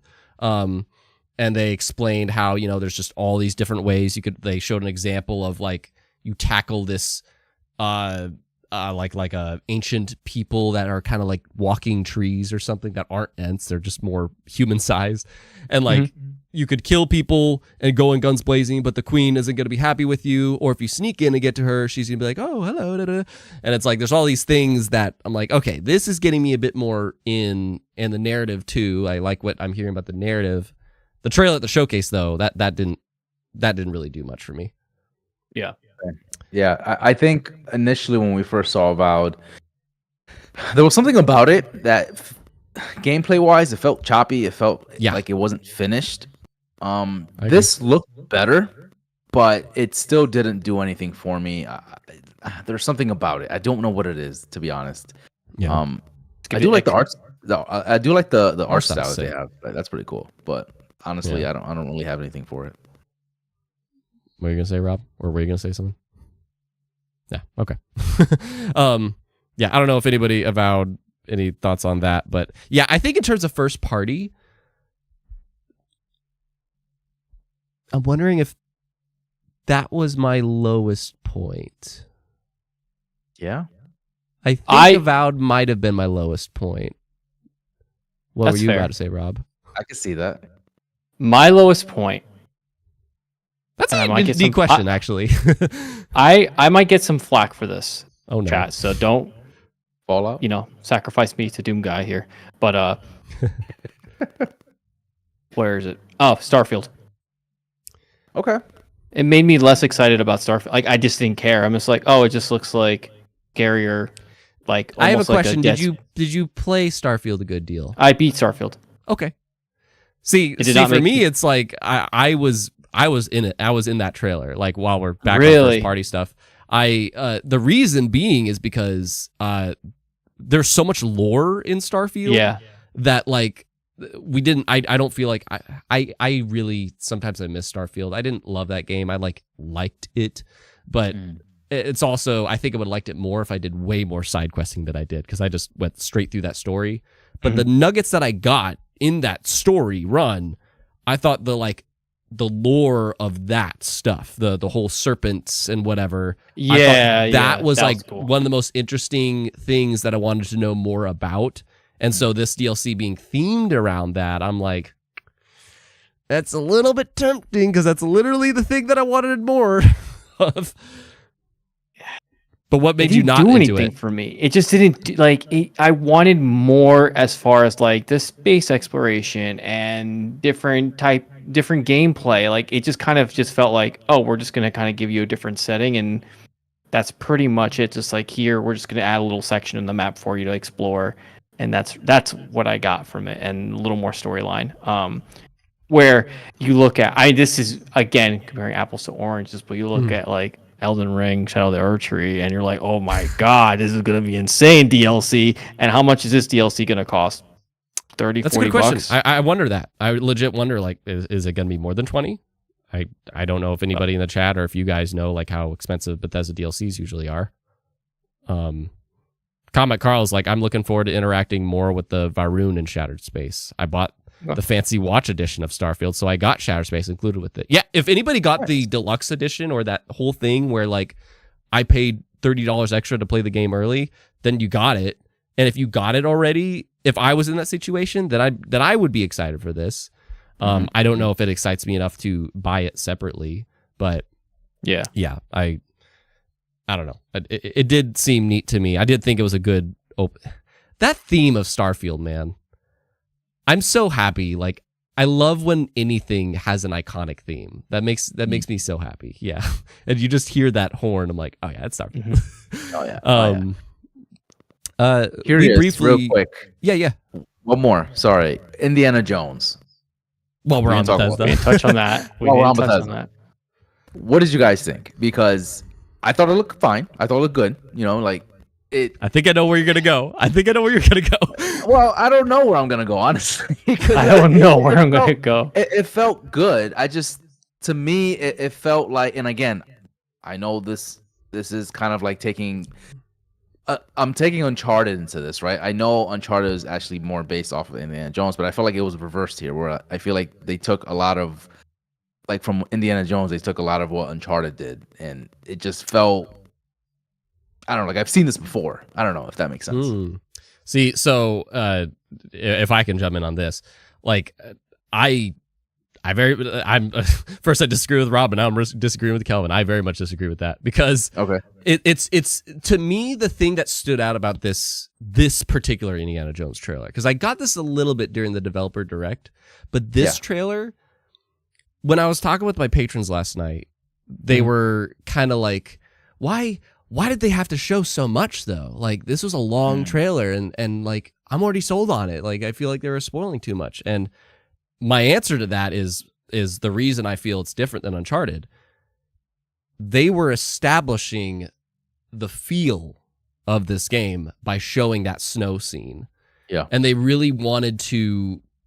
So fun fact, I have this film producer friend in Hollywood that he's a big gamer, and he messaged me after the showcase, and he's like, it's hilarious how that 5-minute snippet of Indiana Jones understood the character better than the past 2 movies. Yeah. And it's like, and that's the thing. That's why they showed that whole scene that like Uncharted, it's based off Indiana Jones. It's like Indiana Jones and Tomb Raider. That's where they got it from. Right. But the thing that makes Indy different is like this comedic timing, banter choices, like the whole grenade thing, 100% Indy move. That was such an Indiana Jones. Love that. Dude, I love that scene. I literally asked my chat, please clip that, and I want to use that for the future. Yeah, just the way everybody was talking, and my favorite moment that just like encompasses what I'm talking about is which I thought this is where you're going to go, Cal. The animation during that scene started to look a little bit clunky to me. I don't know if you guys felt that, but like I started, like just when like they started doing things, it felt a little bit like, I don't know, just a little bit weird.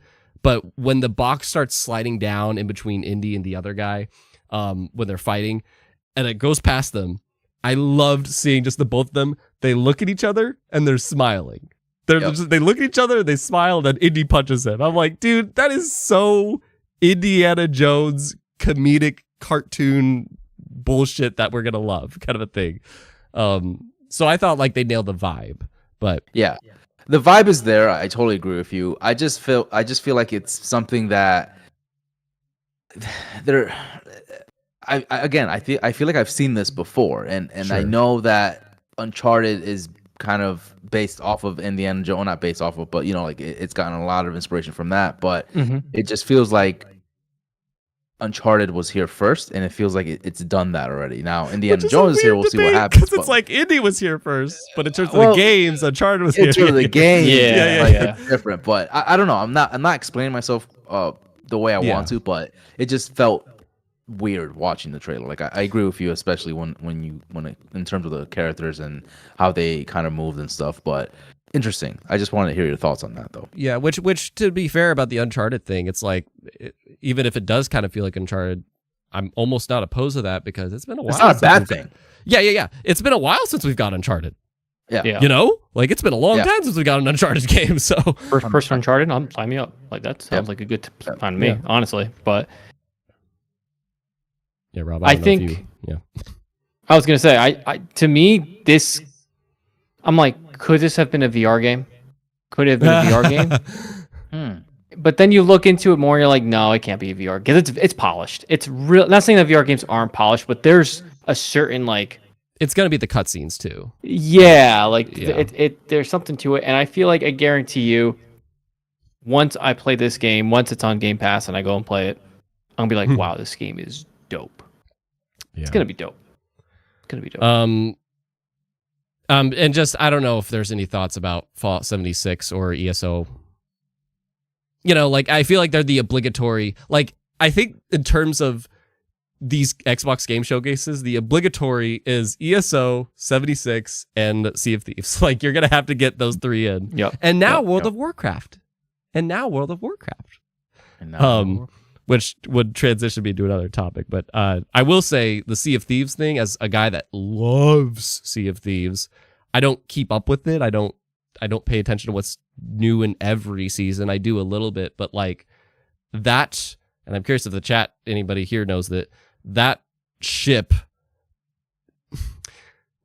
This is very much for the players, but like that is a world event that a lot of people that play that game are going to love, because the whole concept, just to summarize what it is, it's basically like, yeah, you're sailing around the sea and there's all these people doing all these different things. And usually when you see another player, you're like, either let's go loot them or let's get the hell out of here. It's one of the two, you know. But if you see, I guess the idea is, if this giant battleship of a thing comes out, that is a crew that's choosing to be a villain in the game, that's going to be really hard to take down. And it's just like literally the players become a world event, whereas usually in the game, the world events, they're like things that the players can just do.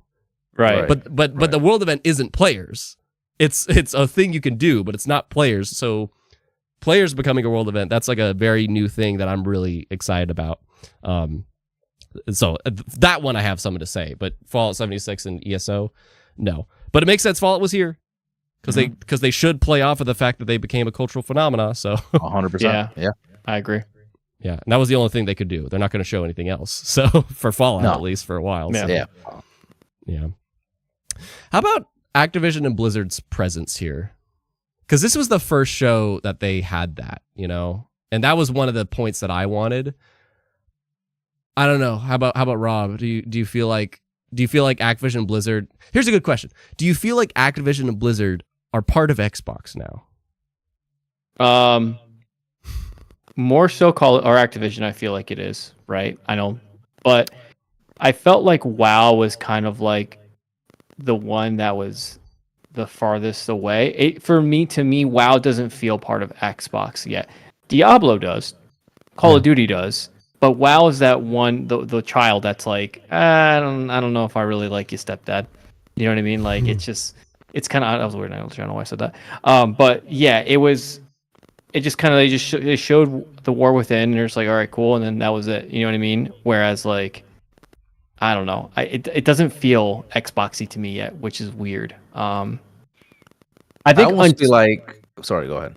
I was gonna say, until I see it in like the Xbox app or on some form in Game Pass. That's what I was just gonna say. Yeah. That's when I'll feel its presence, where there's like an integration to where like I can log into WoW from my Xbox app. Then I'm like, okay, there we go. WoW's part of Xbox now, and the fact that they said coming to PC. Right, like they specifically said at the end. That trailer was weird, man, because I thought that trailer was like, it just, I get why they did it, and I even said I wanted them to do this too, like make us feel like World of Warcraft is part of Xbox, because that's a huge deal, that's a massive deal, and but it's just like that overview trailer was literally going through like every single thing they've done since the beginning.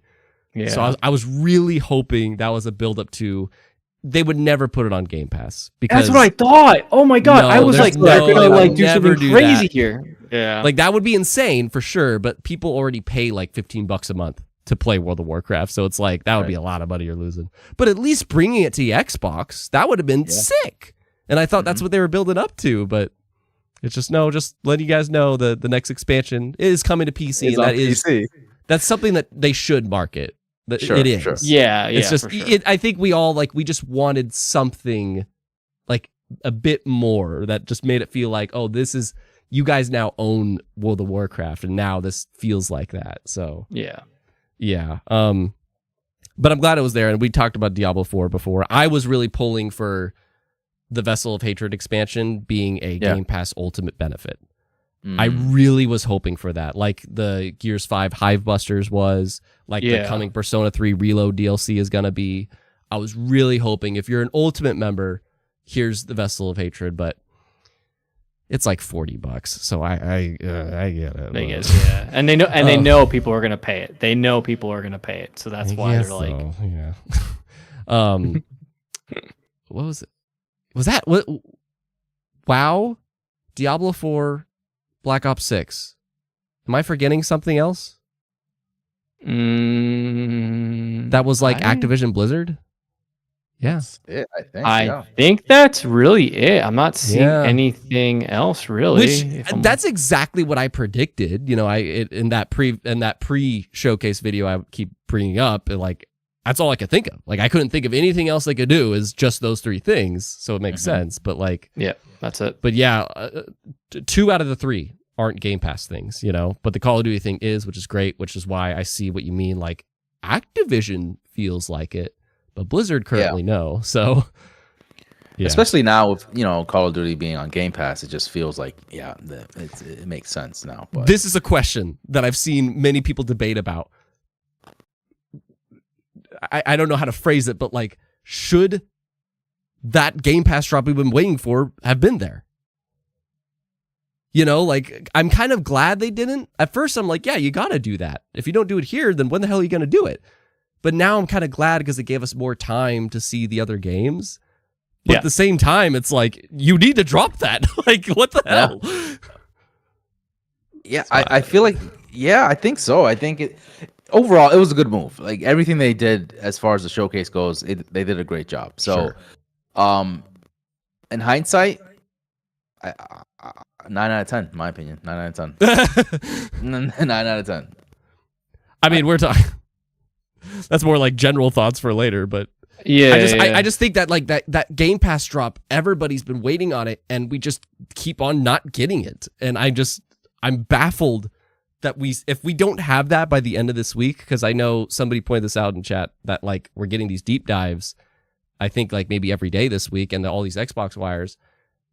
But if this is a celebration week, they better drop that shit, because like, it's like what is the benefit to us other than getting Black Ops 6? That's great, but it's like, what about the whole back catalog that you did when you got Bethesda? So they didn't really highlight too much on like Game Pass things. That if you noticed on this, there were a few day ones on here, like day one Game Pass, like we mentioned before. Like you look for that, you look for like, oh, the day one benefit, but it was absent here, more so than ever. I feel like, and I feel like they also released a few months back that Game Pass wasn't as profitable as they thought they wanted it to be, right? So, like, do you think they're kind of like slowing down a little bit with the Game Pass train? No. You think they're full steam ahead still? Like, as far as my opinion, and that was part of the interview with Phil too, which he said it perfectly, that I think is still the goal. Game Pass is a tool to get as many users as possible. That's what they're trying to do with it. And like, that's what Phil keeps saying. He's like, at the end of the day, it's like, we just want as many users as possible. He phrases it in the cookie cutter, happy unicorn way. That's like, we just want as many people playing as possible. But what he's saying is like users, like we want as many people in our market as possible. And Game Pass is a tool to do that. But I don't think this was the right time for them to announce games for Game Pass. And the reason being is because knowing how much they have now on this showcase, it would have kind of taken away from all those titles, in my opinion. Right. So I think it was a good move on their end to just keep it the way it was, right? Just announce Call of Duty on Game Pass. That's really the big factor there. And then highlight all the other titles showing, like on the showcase there, saying, hey, Game Pass, hey, Game Pass, hey, Game Pass. If you start going into the details of like, hey, look at all these other titles from Activision that are going to be on Game Pass, you're like kind of taken away from the whole show. Yeah. There's some in the chat saying like, it's too much money. It's a game that you subscribe to. Oh, you're talking about WoW. Yeah. How do you replace? Yeah, WoW's not coming to Game Pass. That's way too crazy of a move. But we've seen crazier moves though. There is crazy. I wouldn't say WoW coming to Game Pass as like part of the Game Pass description, right? Like that, like I think it would just be like the launcher would be in Game Pass or something like that. They could build that into the Xbox app. Yeah, that's what I meant when I'm saying like WoW in Game Pass. I'm like, you could just launch WoW from there and then you log into whatever. But, and like Brandon, what an amazing show. I don't have time to nitpick an amazing show. That's something I'm like, oh my God, that's a whole other ramble. And it's just like, just because you have critiques on something, that doesn't mean it was shit. You can critique No. something. We are 100%. still saying it was an amazing show, but like, We're comment- passionate about it. Like exactly. I don't If think you're we've said passionate about anything something, negative about the show so far, right? Besides like like the launch windows or anything like that. But besides that, Right. everything's been generally positive. Yeah. And like my comment on the whole like Game Pass thing is like I see Combat Carl saying I just thought they stripped away the Game Pass title card to save runtime. They still did that a few times at the end of the trailers. They had like the whole like coming day one of Game Pass, and if you look at the bottom, it would say that too. Which I think there was basically only 6 or 7 titles out of the 30 that aren't Game Pass things. So there was still a lot of Game Pass goodness, but. Oh yeah. Anyways, back to the first party shenanigans. There's so much in this freaking show. I swear. So much. It's crazy. I think I can't remember the last time I sat down like this about a show and had this much to talk about. Dude, so like, and that's And like a dissect. totally like. I'm gonna save that to the because I have like a big question for the two of you. Besides the Gears shenanigans, but like, I'm agreement basically is what I'm saying. I don't know, Age of Mythology. I don't know if you guys have anything on that. I'm hoping I want to try it, but I'm like somebody that, because I do like real-time strategy games, and I liked Age of Empires 4 for what I played of it. I just didn't like the way you control units. And the way you, that's all I have to say. I think this is more my aesthetic than Age of Empires, but, and I'm also glad, the cool thing is that this is coming to console day one. That's really cool. I'm happy. Yeah. Yeah. I have know if you nothing guys have- positive to say about any RTS game, so I'm gonna leave it at that. Okay. I figured like that and maybe Microsoft Flight Sim. I don't know if there's any That's comments cool. about that. That's Yeah. another I- one that has to be there, right? That has to like, it's like Sea of Thieves. That's another one that was like right. That's always there. Yeah. yeah. Well, I was also gonna say like that was the first one launched on PC first, but Yep. luckily this one it's gonna be on console day one too. So thank goodness. Yep. That's a great, for me, a great Game Pass game. Like I would love to totally. pick that up and just just fly around, hang out, just try different things, like just see what Fly that your game house. does. Like, just fly, be past my house. I've done that. I've done it many times. In fact, like that was one of my favorite moments with it. Is like went to my parents because they have a pretty big property. Yeah. And so they're like, okay, go down that road. They were watching me do it, like, go down that road. Okay, now curve over there. Oh, there we are. Like, it was pretty cool.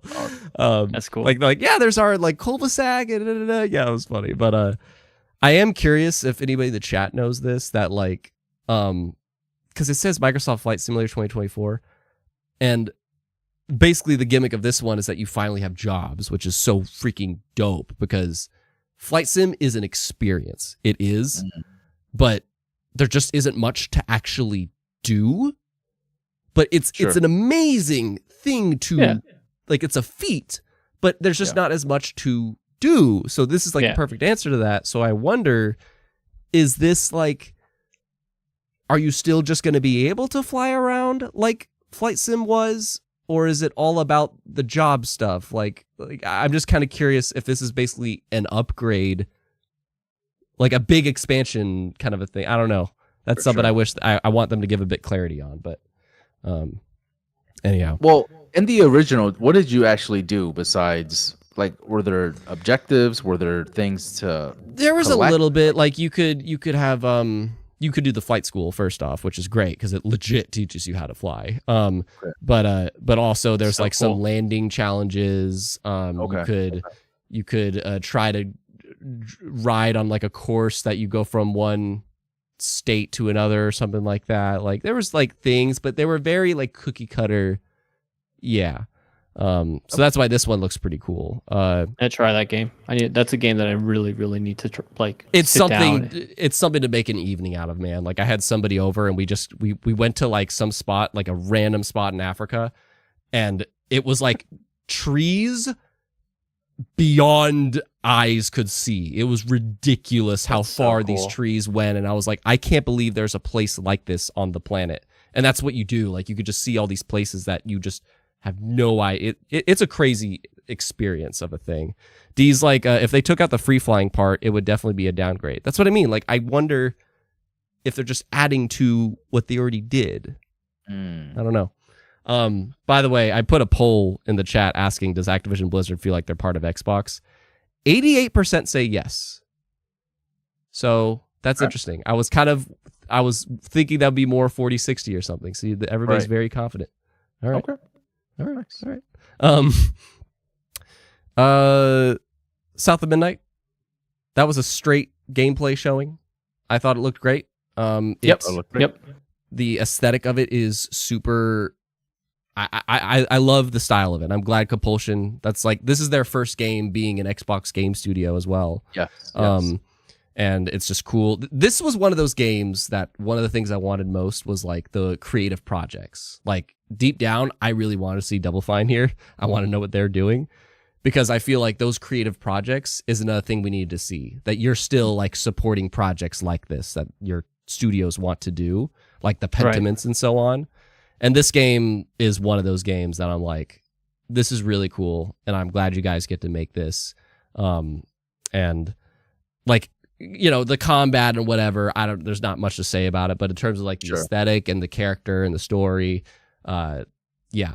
And this is a 2025 game. They gave a release window for it. They just revealed it last year. I was not expecting that. The characters look really cool. I like the alligator. I like the what was it? The cat. What was it? Catfish? Was it or something like that? Yeah. That was there was somebody in my chat that was like, "The catfish is talking. The catfish is talking." It also it kind of gave me Infamous vibes, like just the powers that she was like, just kind of like the way she was like, you know, moving. Yeah, definitely a game that I'll keep an eye on. And again, story-wise, the story would have to like really grab me, but so far it looks pretty cool. This is an interesting question. D said people hated the frame rate, and yeah, it was weird. So the choppy frame rate. Has anybody played Spider-Man and put on that Miles Morales skin from the Spider-Verse? I can't do it. Yeah, but yeah. Oh, I've done it, but it's like that. It's basically like that. That's 100% like that. So it's weird because watching Spider-Man, right? Like the movie, that doesn't bother me. But like playing or seeing this, it does give me a like. It doesn't bother me, but like I don't know. There's something about it. Yeah, it stands out to me, right? And I don't know what's that art style called? Like when the choppy frame rate. I don't know what it's called, but people keep saying stop motion, but that's not exactly it. No, I don't know. I don't know what that is. It's just 12 or 15 frames basically instead of 24. Yeah, like 24 is the film rate, you know. But yeah, I don't know. But I think it's something that you can get used to as you play.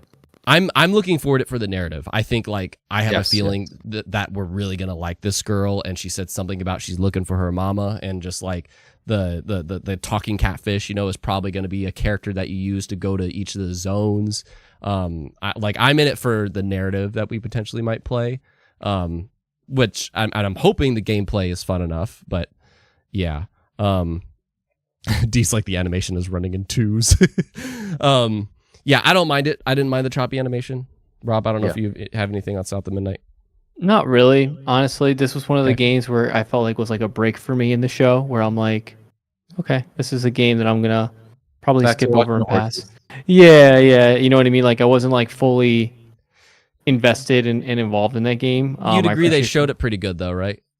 Yeah, 100%. Like it made me interested enough to where like, oh, this is cool, but will I go back and play it? Oh, I don't know.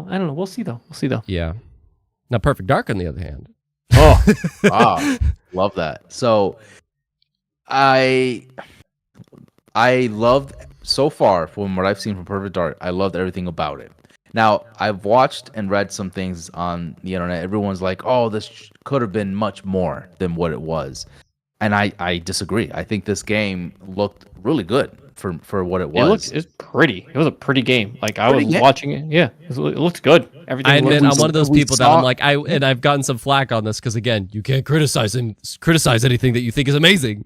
But I'm like, I kind of wish the visuals were just a step up. I'm not saying they were bad. Like I think they were good, but as a part of me wanted them to be like that level of like Last of Us 2 or Red Dead Redemption 2 or like maybe 70% Hellblade 2. But like, but I'm fine with it. I think it looks great. You know, like has that game always been that? You know, I'm trying to say.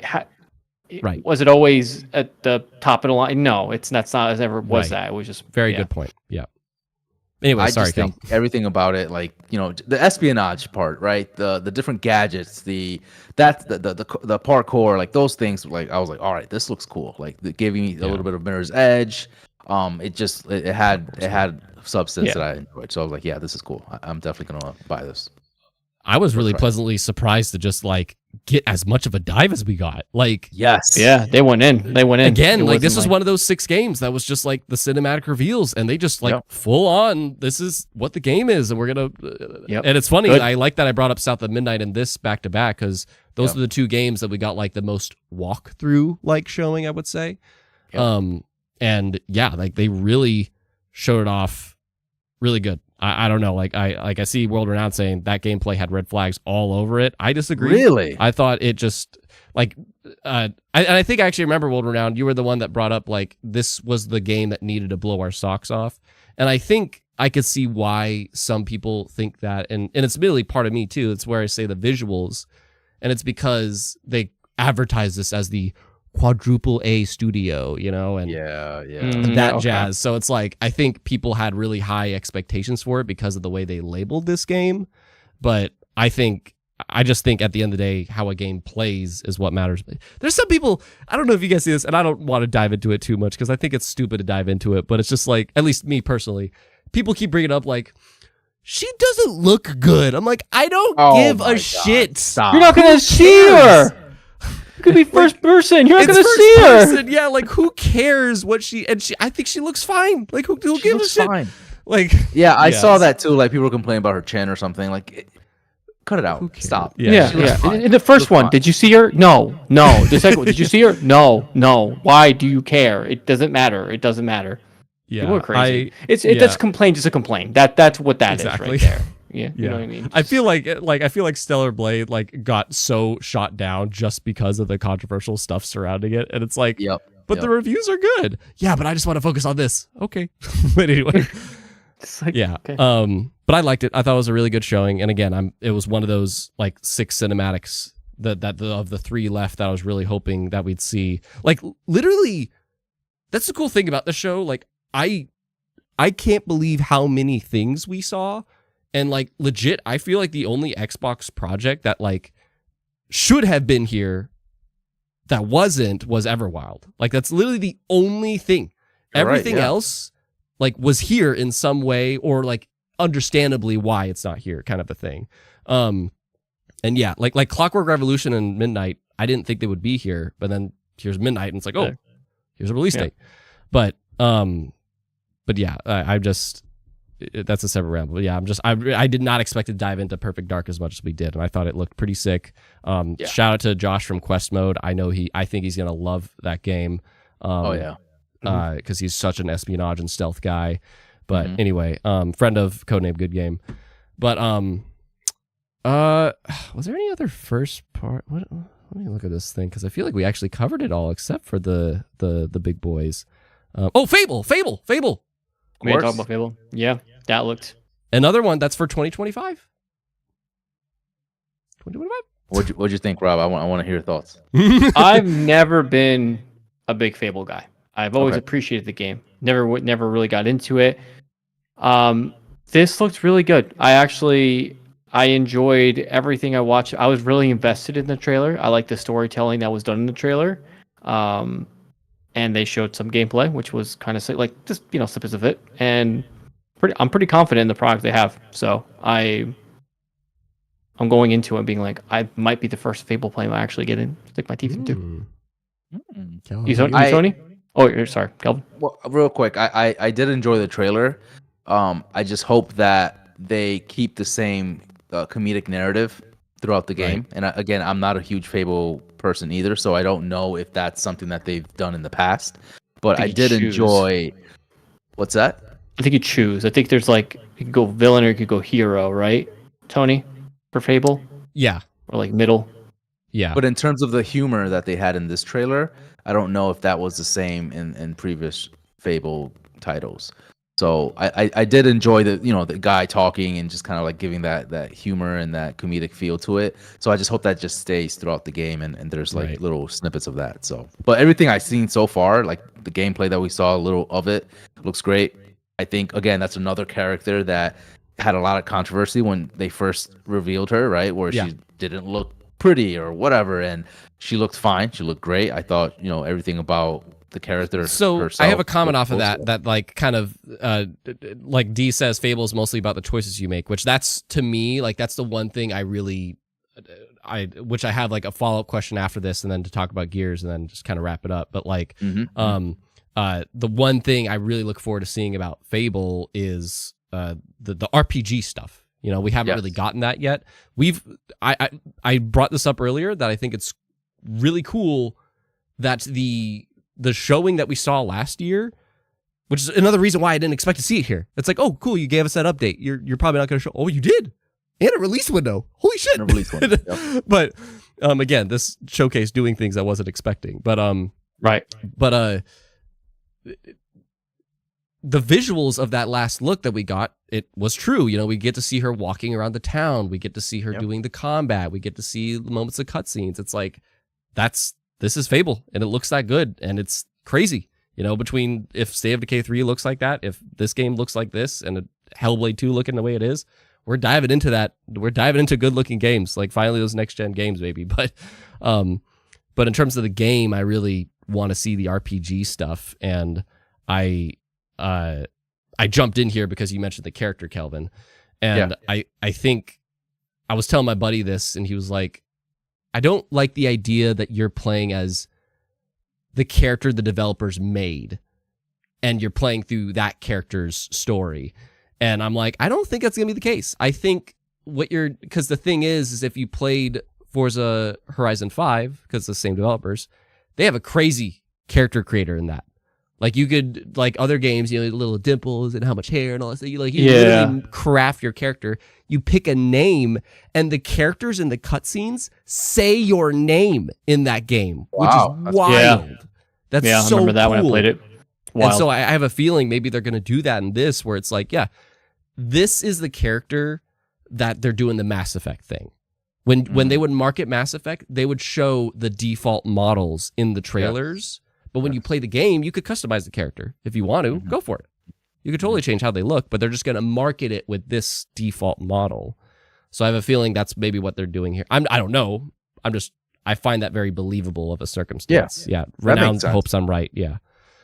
It's also fascinating that Playground Games is making this title, right? Like, it just hit me. Like, it just hit me now. We're talking about this. And I'm like, Playground Games. If I remember correctly, they've only made Forza games, correct? Yeah, I think so. Really? I think so. That's what they're known for. Well, no, I think they did a little bit before the Horizon games. I don't know what though. Okay. Yeah. Well, I mean, just looking at their backlog here, I mean, since 2016, Forza Horizon 3, it's been Forza. And even before that. Which they never made a game that rated like less than 9 out of 10, but they're all Forza. They're all Forza, but yeah. But this is a completely different, change of pace for them, change of scenery and everything. So I'm interested to see how this plays out. The transition, the transition there is big. Yeah. I have faith in them, obviously, but it just hit me now. I'm like, holy shit! Like they've made Forza like for the longest time, and now they're deviating from that, and making a completely different game, Fable at that. So just interesting to point out. Yeah. I think it looks great, and that's kind of my follow-up question is like, so it's cool because we got release windows for things, and that's a conversation that, Kel, you were alluding to. It's funny because I thought of this, and I'm like, we actually have a good idea. And Chad, I'm really curious. I kind of want to just ask everybody this question. We now have an idea of what next year's developer direct would be if they're going to keep doing that format, because Doom's coming out in 2025. Fable's coming out in 2025, and South of Midnight's coming out in 2025. Mm-hmm.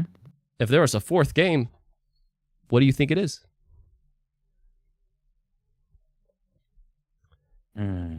Are you asking us or are you asking chat? I legit like ask everybody, both you and the chat, because I thought I was thinking that yesterday. I was like, yeah, I think that sounds like that would be the developer direct next year. They'd probably dive into Doom as the Bethesda game, and the Xbox Game Studios would be Midnight and Fable. What would be that fourth one? I feel like Perfect Dark, just based off of how much we saw of that, it feels like maybe that one's further along, just because the confidence they had showing that section. But maybe I'm wrong. Yeah.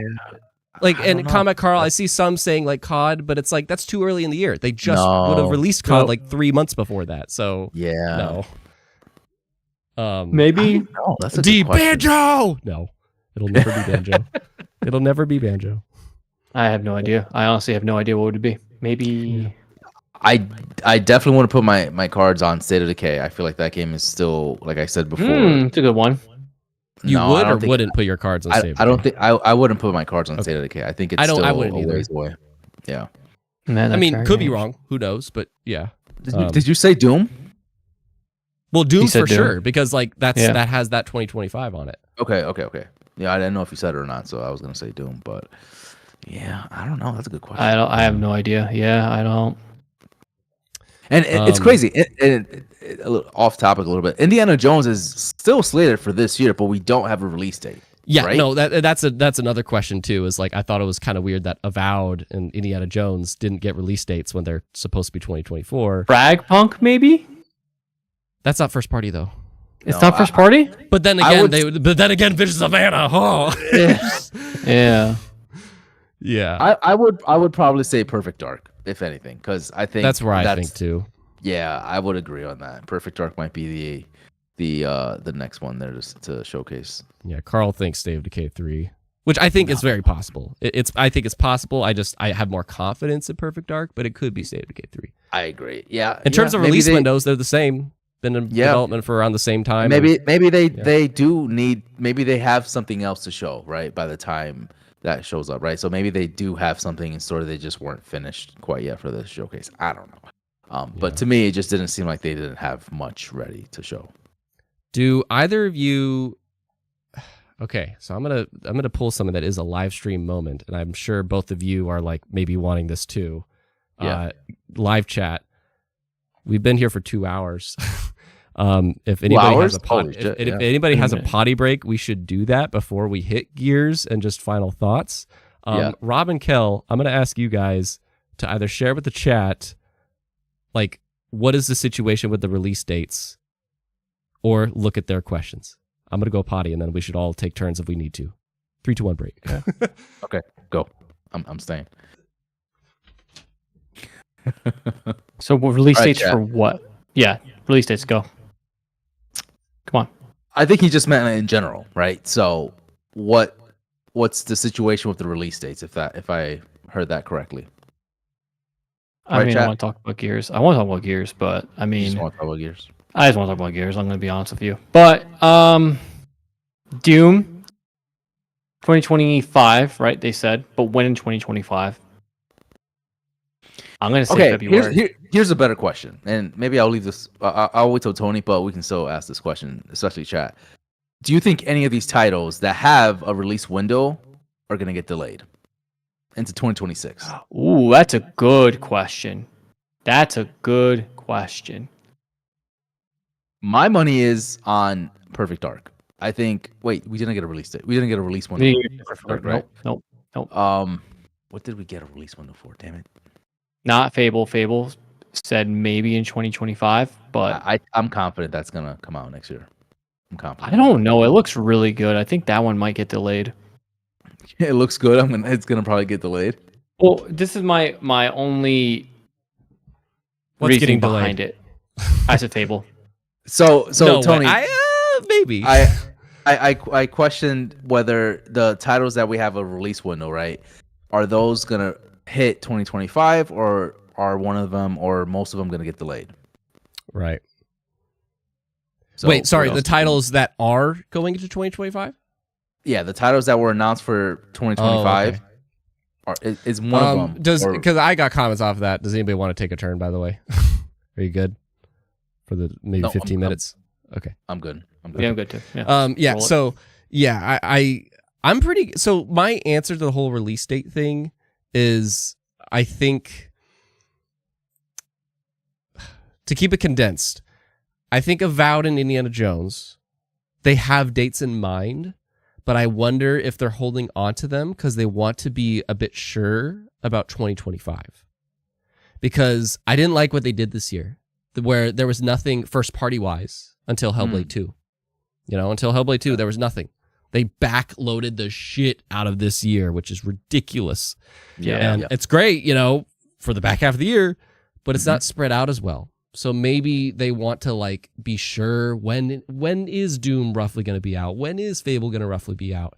And if we have nothing for those first 4 months of the year, maybe we should push one of those back to that, just so we could have something and give them time. Who knows if that's true? Maybe that's just me being hopeful, because I would get that. But then I think the other part of this is that they don't want to, after that 2022 show, you remember that where they were like, this is everything in the next 12 months. Yeah. Didn't happen. They can't like do that again. Did not happen like that. No. And that's what I mean. No. Like this I think they want to be sure great. If they announce a date, they want to be confident about it. Yes. They want to be and gamers want that too. It. Yeah. Gamers want that too. That's the beauty of what they did here, right? Where some of them had a window, 2025. Yeah. Most of them didn't even have anything, right? So yes, it sucks that we didn't have that. And I said that in the beginning, like, oh, well, one of the negatives about this was that we didn't have a lot of like dates. But I can see why they're doing that, because at the end of it, it's like, well, we want to be sure that we're able to hit those windows or that those release dates. So let's not put a release date tied to this game yet until we're super sure. But also, let's see what the surrounding or the environment looks like around that time, right? Because if we have a potential date for Perfect Dark, for example, but is that going to collide with, I don't know, like GTA 6 or something when it comes out? Like, we want to make sure we're away from GTA 6 as much as possible. So let's wait. But and just not eating each other up, like like we talked about Game Pass earlier, and if you want to keep people subscribed to Game Pass, then you need to have something every month instead of like when they launched freaking Forza Horizon 5 and Halo Infinite, like within a month of each other. Why would you do that? Like right. Or we talk about this all the time, the Titanfall and Battlefield situation, right? Where, like, exactly. Battle and Gears of War 4. Yep. But in terms of the same publisher, So so I don't know. Like, I personally think the 2025 dates, I think the developers were confident in that. I personally think so. And especially with also how long they've been on them and how fast those teams usually make games. I know we're in like the next gen area, so who knows, but yeah. Now somebody was saying earlier, I think Gears will get delayed, and somebody said you can't delay something that doesn't have a date. Exactly. You can't delay something that doesn't have a date. You can't. And have they historically? I saw someone in the comments say Perfect Dark will probably get delayed. You can't delay that game. It's not. You can't delay it because it doesn't have a date. There's no release date. Are you saying like when they announce a date, they're gonna say, okay, this is the date, and then they delay it? No, they're gonna just pick the date where it's gonna. I think that's the whole reason why they didn't give us a release date. Yeah, it's one of those. I think they've learned. Yeah, exactly. They've learned. They don't want a cyberpunk situation. They don't want any of that anymore. But, like, developers are just like, we're just gonna tell you when like we think the game is ready. Yeah, and like you should probably say that. And the publisher and those that gave the 2025, maybe they're just confident. Like, yeah, we'll probably have that in like maybe the middle of the year, if not earlier. But yeah, we should be good by the middle of the year. So it's like, okay, cool. Let's say 2025. But we don't have a date for you yet. But just we should be good by middle. Yeah. But let me just say, if 2025 looks like it's going to be the way it looks like, it's going to be a 2025 is the next 2023. Yeah. 100%. It looks stacked and in all fronts, right? And I mean, I'm assuming at that point we'll have the Switch 2, we'll have a bunch of other titles, we have Sony titles that we can look forward to. New Xbox consoles will probably be released. It's a stacked year, man. Not released. Sorry, announced. They'll get announced. I think so. Released. Yeah, announced. Yeah. And just finally, just to give another sandwich of that opportunity, the Gears of War shenanigans. We talked about how we felt when it was announced. Yes. And again, I wish so badly that the leaks weren't a thing, that all the talk wasn't a thing, so we could have sulked in that moment. I actually had no idea it was leaked or anything. I didn't see anything, so I was happy. That's amazing. Heard it was going to be here. like it's probably going to be here. Yeah, it was like one of those things where like this has to be here. Like this has to be here. But go ahead, Tony. It's been so long. Yeah. But we finally got it, and I think the thing that wasn't expected by everybody, because all the talk of the town was like, oh yeah, it's gonna finally be Gears of War 6, Gears of War 6. Gears 6, yeah. It's not.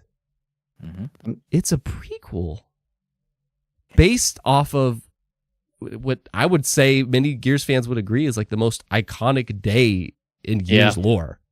Yep. Mm-hmm. And like I have a buddy that's like, and I think this is super fair. Like before I say this, I think this is a super fair point, and I actually somewhat agreed with him at first. He's like, I feel like it's a little bit of a cowardice or something, because they're really relying on the nostalgia and Dom and Marcus and the locusts and so on, and it's like why can't they move forward? You know, like let's go to the future and have faith in what we're doing.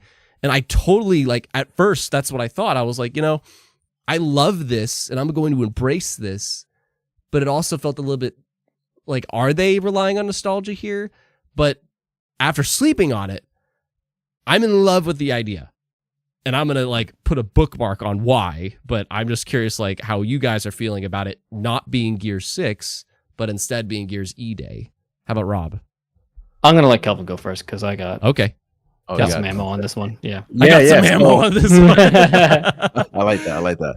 So going into Gears 5, beating Gears 5, I loved the game, right? It was great. I was not disappointed, but I didn't really enjoy the open world aspect to it, right? Same. It wasn't. It just wasn't for me. I felt didn't feel like Gears. Didn't feel like Gears. Exactly. It wasn't bad, but it just didn't feel like Gears. Yeah. Exactly. And so, was I hoping Gears 6 would have removed that entirely? Sure. Yeah. Going into this one, right? E Day. I'm hoping that's the case. This is a more kind of like story narrative, more focused, I guess is what I'm trying to say. It's a more focused Gears of War, and it's kind of obviously it's alluding to E Day, so it's giving you the experiences of what Dom and Marcus had during like when everything went to shit. So I'm excited to see how this plans out. Like I said before, I do want to see how that gameplay looks like, right? Because it's gonna be slightly different, I would assume, with what we've had from Gears 5, but I just want to see what changes they make, because I feel like they can't go backwards, right? Even though this is a prequel, and to put this out too, I'm surprised how positive everyone's been about Gears of War E Day, because I feel like most of the time when you go backwards, you're like, oh man, like this should be like. I feel like for the most part, people are like, this is great. Like regardless, we got a Gears of War game. But going back to what I was saying, I do feel like this is a good way for them to bring it back a little bit, take a step back from Gears 5 and just start kind of fresh, but still giving us the nostalgic feel of Marcus and Dom, and still keeping the characters that we love in the Gears franchise, and not like starting fresh and starting brand new characters and all that stuff. Right. And I do want to say, I think, one, the positivity is because we've been starved for so long. Yeah. So it's like anything Gears, like we'll take it. Yeah. But also, oh God, there was another point you made, I forgot. And I know that there was an Xbox Wire. I see like Juju or other folks bringing that up. No, Juju's bringing up something about the PS5 thing, which I didn't hear anything about that, Juju. But Brandon, no, who's brought it up? Bobby said, devs confirmed it will be linear, not open world. There was an interview done. Is that from the Xbox Wire, Bobby? Because I didn't see that in the Wire. Where was that? I didn't see that either. Yeah. Yeah. But so I don't know if that is confirmed. I'm happy, like, because it shouldn't be open world. Like, if Dom and Marcus are in a city, which it looks like, then yeah, just let them go through these designed campaign missions, kind of a thing. I don't know, Rob. What's your ammo? So to sum this up, what this is for Gears is this is a return to form, is what it is. Spot on.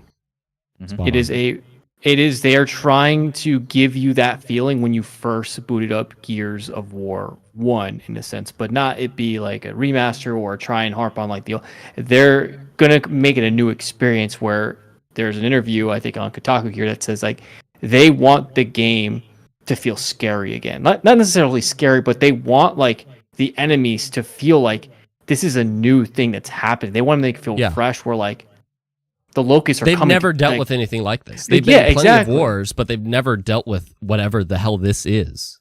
Exactly. And you see in the trailer, you see the emotion in Marcus. Like you see his face. He's scared. He's actually scared. Yeah. Yes. So like, but like it's scared in a way that he's like fighting for his life. Like he's not like giving up. Exactly.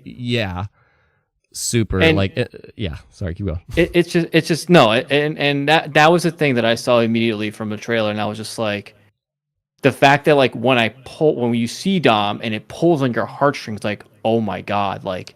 Did we that cry? Just goes to show you it's not cry? Just like I felt like a certain way. I know you were like tearing up a bit, but it's just like it's not just like this bro game or anything like that. Like this there's a huge community behind it, and there's a story to be told, and that's what they're trying to take it to. They're trying to bring back that cinematic, almost like a Sony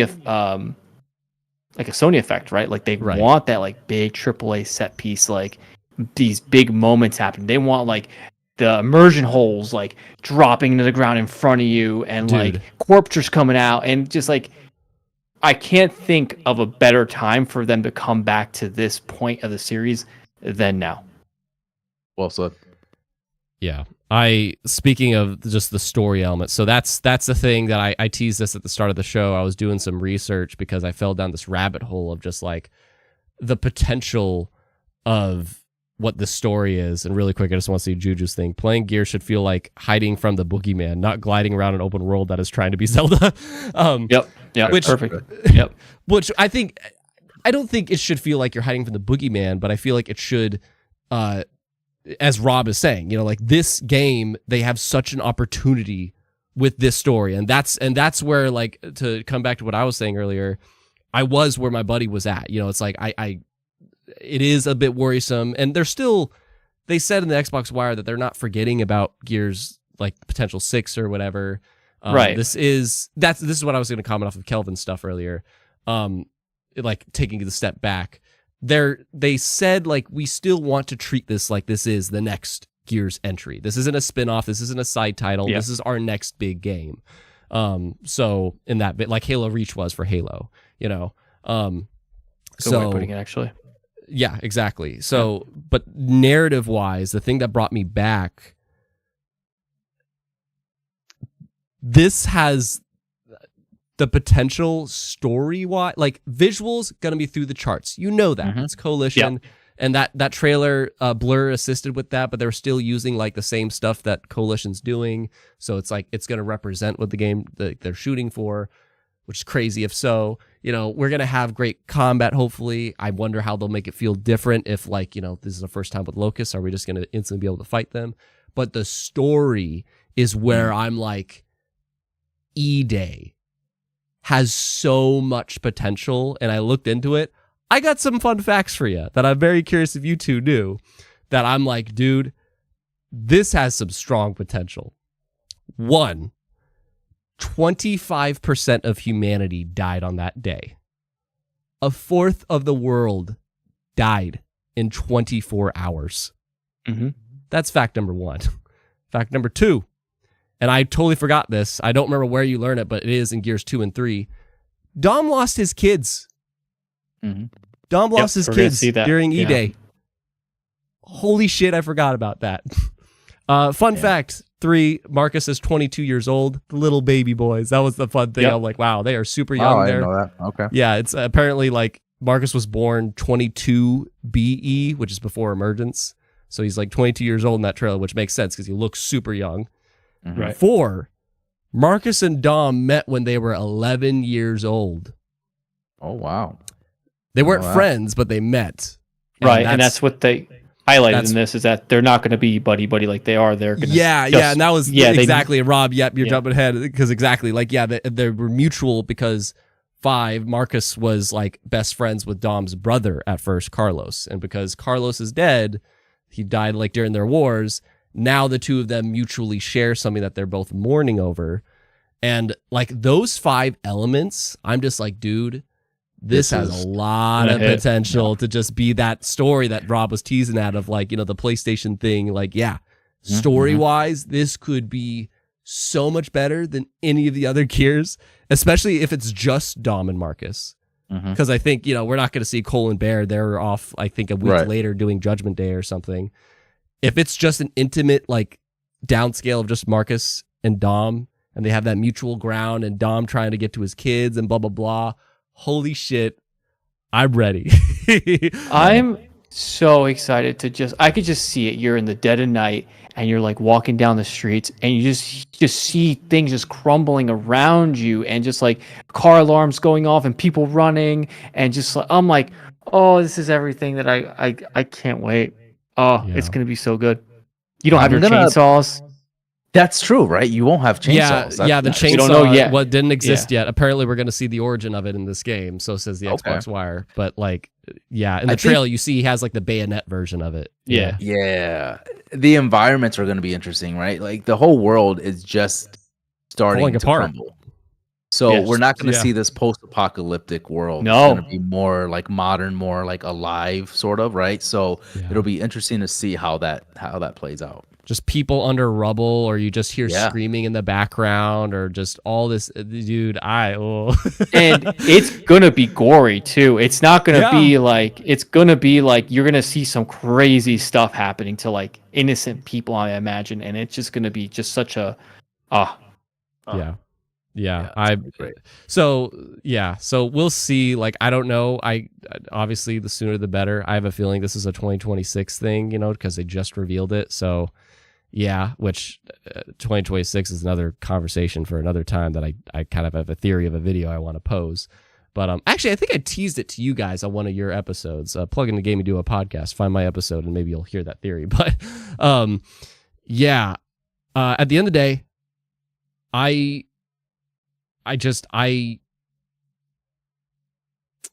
wasn't sure last night, but I feel like I teased at this earlier.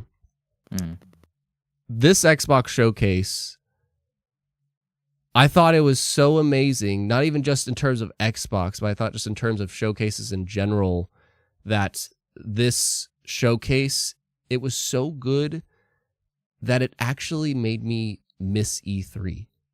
Like hard. Like because back then at E3, the thing that made those shows, I'm going to say, stronger than they are today is not just the audience, not just the presentation, but it's because they were fighting for our attention. Yes, they wanted to be the talk of the town. They wanted to and to do that, they had to bring out the best shit possible. And this was like the first Xbox. This is the thought that I came to this morning. Like, this is the first Xbox showcase in many years that really felt like those E3 shows that people always tried to do. This feels like that PlayStation, I think 2016 show. 16, there was that show that they're like, here's Crash Bandicoot remade, here's Spider-Man, here's I believe Last of Us, God of War. It was the one that they started with God of War. Like that show. This felt like that for Xbox. Like, here's just banger after banger after banger of both iconic IP that are huge AAA ones. We got some neat little nuggets sprinkled in, and some new IP that some studios being creative with. It was just the all-around package. Like, at first, I thought it was a 9 out of 10, and I might be willing to give it a 10 out of 10, barely, just because, I have nitpicks. The whole release date situation, I question that. I wish some games were maybe shown a bit better. I wish some things didn't get leaked out. I could nitpick, and people are going to be like, why the hell would you nitpick? But at the end of the day, it was just so banger throughout. I loved it. I don't know. I love this showcase. Where are you at, Rob?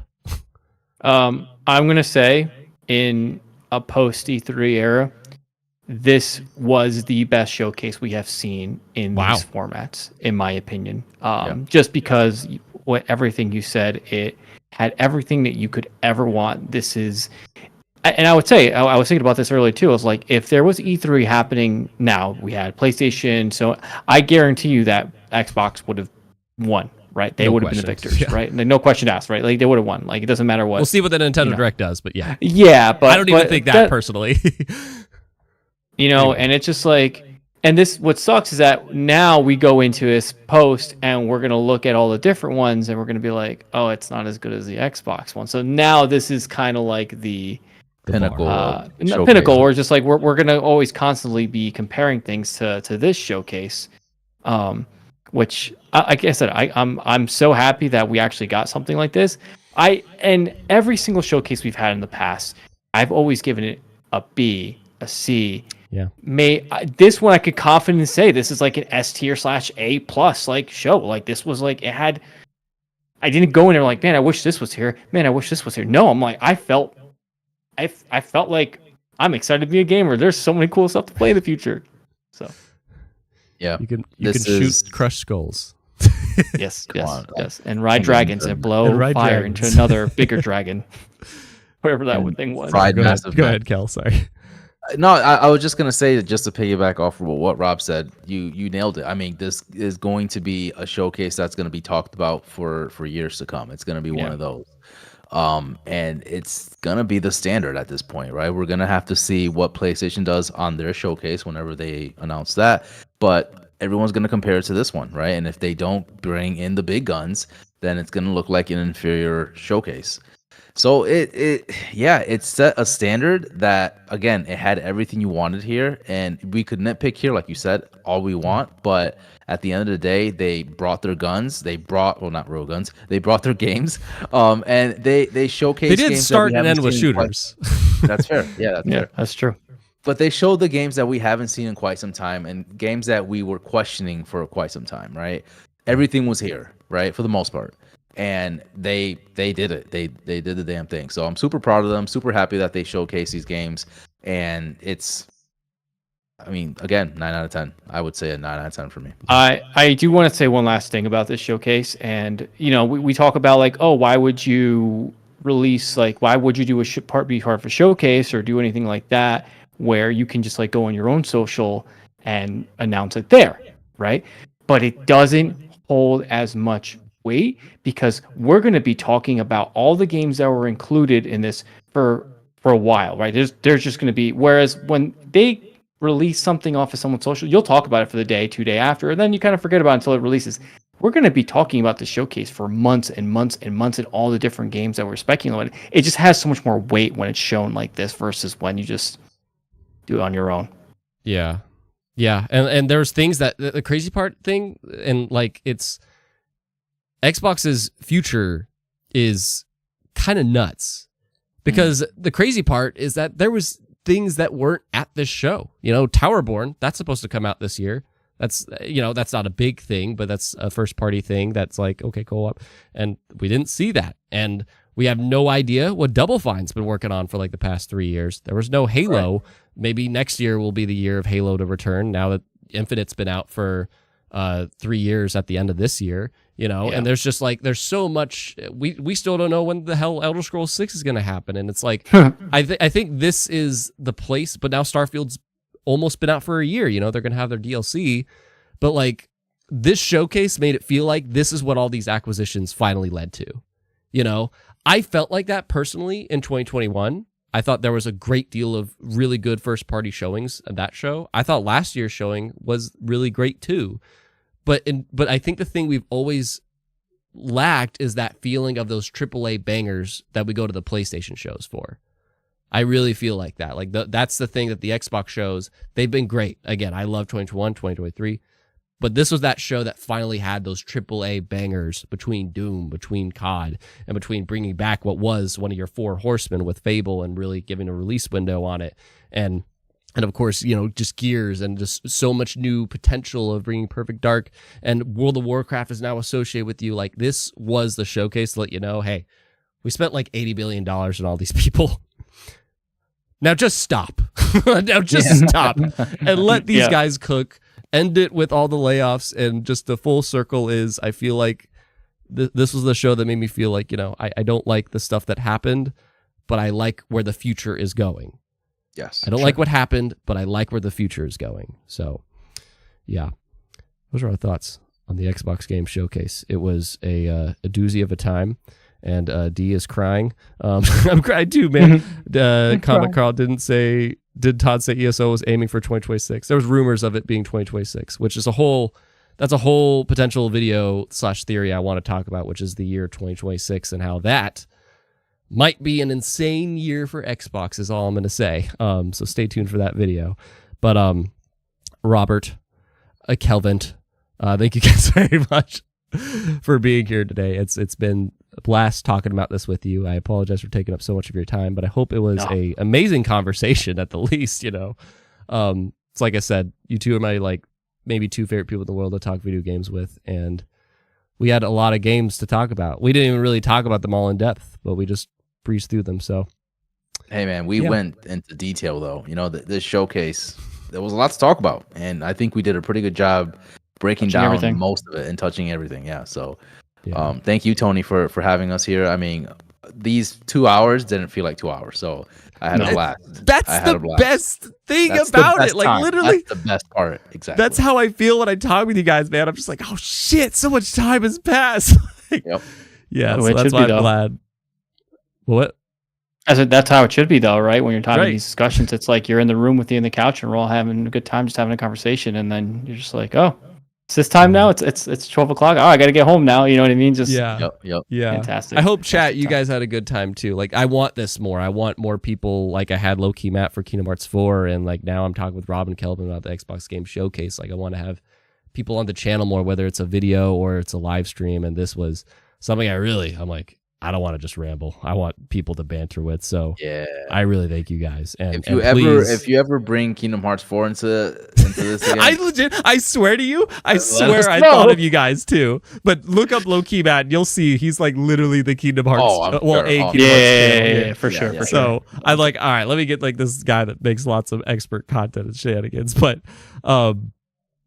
so again, go to the description for the Gaming Duo's website, but you guys can find.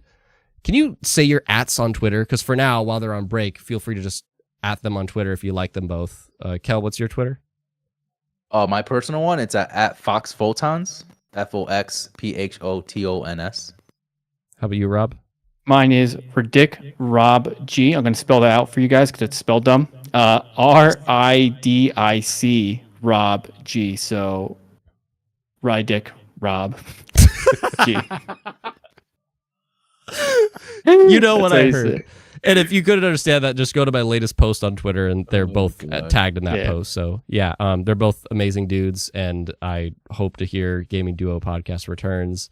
When it does, I don't know, let me know, and I'll try to shout it out because you guys are awesome. So thank you so much. Appreciate it. I'm gonna end this stream. Chat, thank you guys very much for the 20 to 30 folks we pretty much had the whole time, which is crazy. I didn't know how many people we'd get this late, really. But thank you very much for listening. If you're watching the replay, let us know your thoughts. And until next time, be geek, be proud. See you guys. Peace be out. awesome.